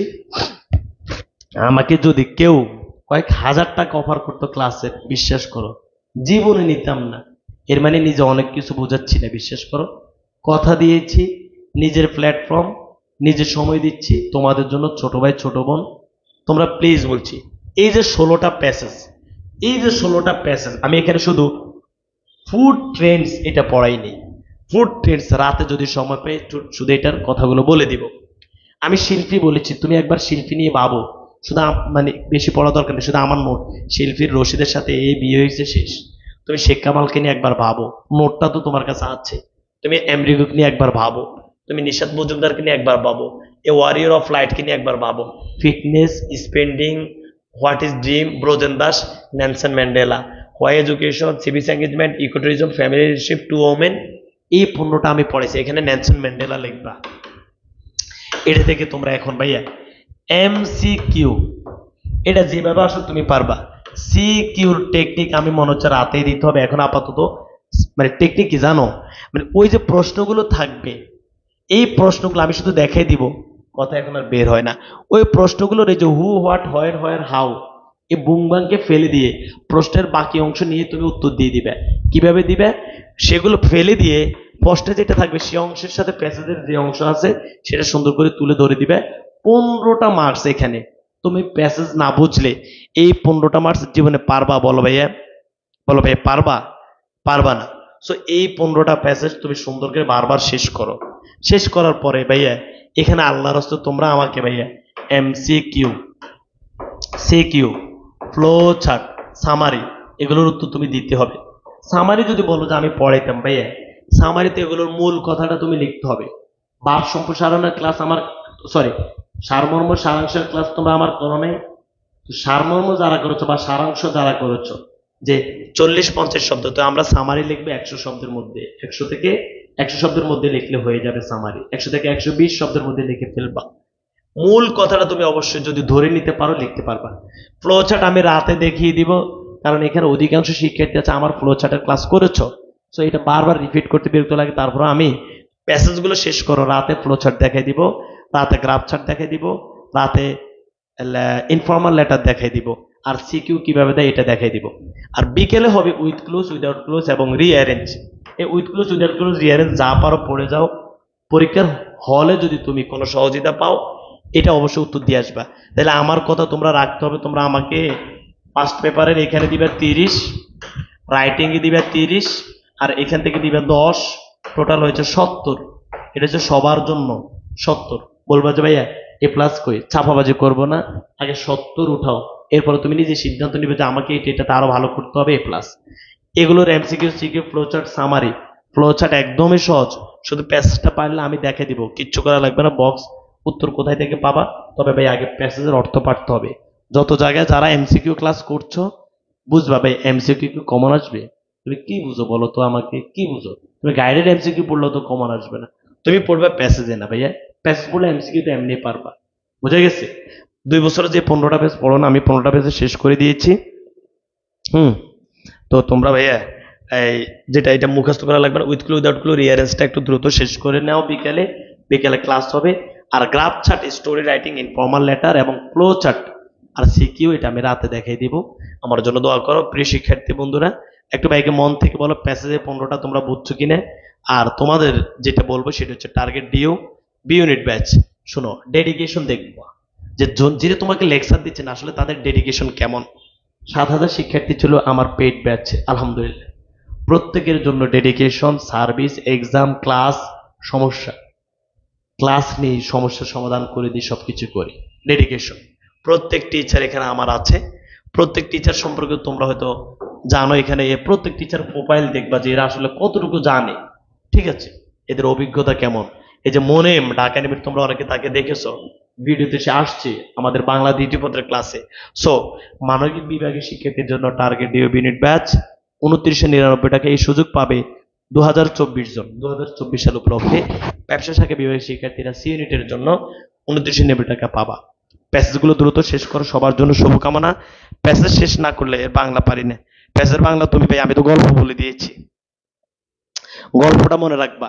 তুমি যদি নেলসন ম্যান্ডেলার গল্পটা পারো, প্যাসেজ পড়লে অটো তোমার প্যাসেজের অনুবাদ মাথায় চলে আসবে। আমার কথা বুঝছে, যে অনেকেই আলহামদুলিল্লাহ বুঝছে। এখন ভাইয়া আমি যদি তোমার এমসিকিউ পড়াইতাম, এসব বুমবাং পড়া কে বাইর করছে? তোমাকে অনলাইন বলি একটা, অনলাইনে এর আগে এমসিকিউ পড়ার সিস্টেম ছিল। আমি এগুলো পড়ানো যখন শুরু করছি, এখন সবাই চিন্তা করছে না এগুলোই পড়া দরকার, এমসিকিউ দেখি। আমি তোমার নেলসন ম্যান্ডেলার এমসিকিউ পড়াইলে তুমি নেলসন ম্যান্ডেলার কাহিনী জানো না।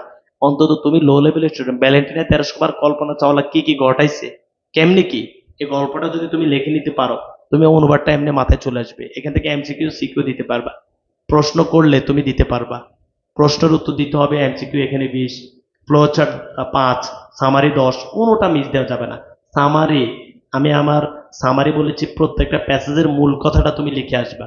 তুমি এটা এখন প্র্যাকটিস করতে পারবে না, তুমি কি এসে সামারি মুখস্থ করো, কান ধরে দাঁড় করে রাখবো, ফাজিল কোথায় গেল।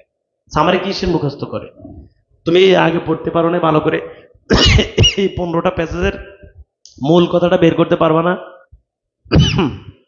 ঠিক আছে। উইথ গুলো উইদাউট গুলো রিয়ারেঞ্জ বিকেলে শেষ করে ফেলবা। আর রাতে রাতে আমরা হচ্ছে এই রাতে আমি যে রাইটিং গুলো দিব, বুঝছো, তোমরা ঘুমানোর আগে সেই রাইটিং গুলো বসে বসে মুখস্থ করবা। সকালেও পরীক্ষার হলে যাওয়ার আগে শুধু রাইটিং পড়বা আর ফ্লোচার্ট পড়বা। পড়ার সিস্টেম বুঝতে হবে, কখন কি পড়তে হবে। রাইটিং শেষ মুহূর্তে পড়বা, যাই কোফায় দিয়ে চলে আসবা। আল্লাহ হাফেজ, আসসালামু আলাইকুম।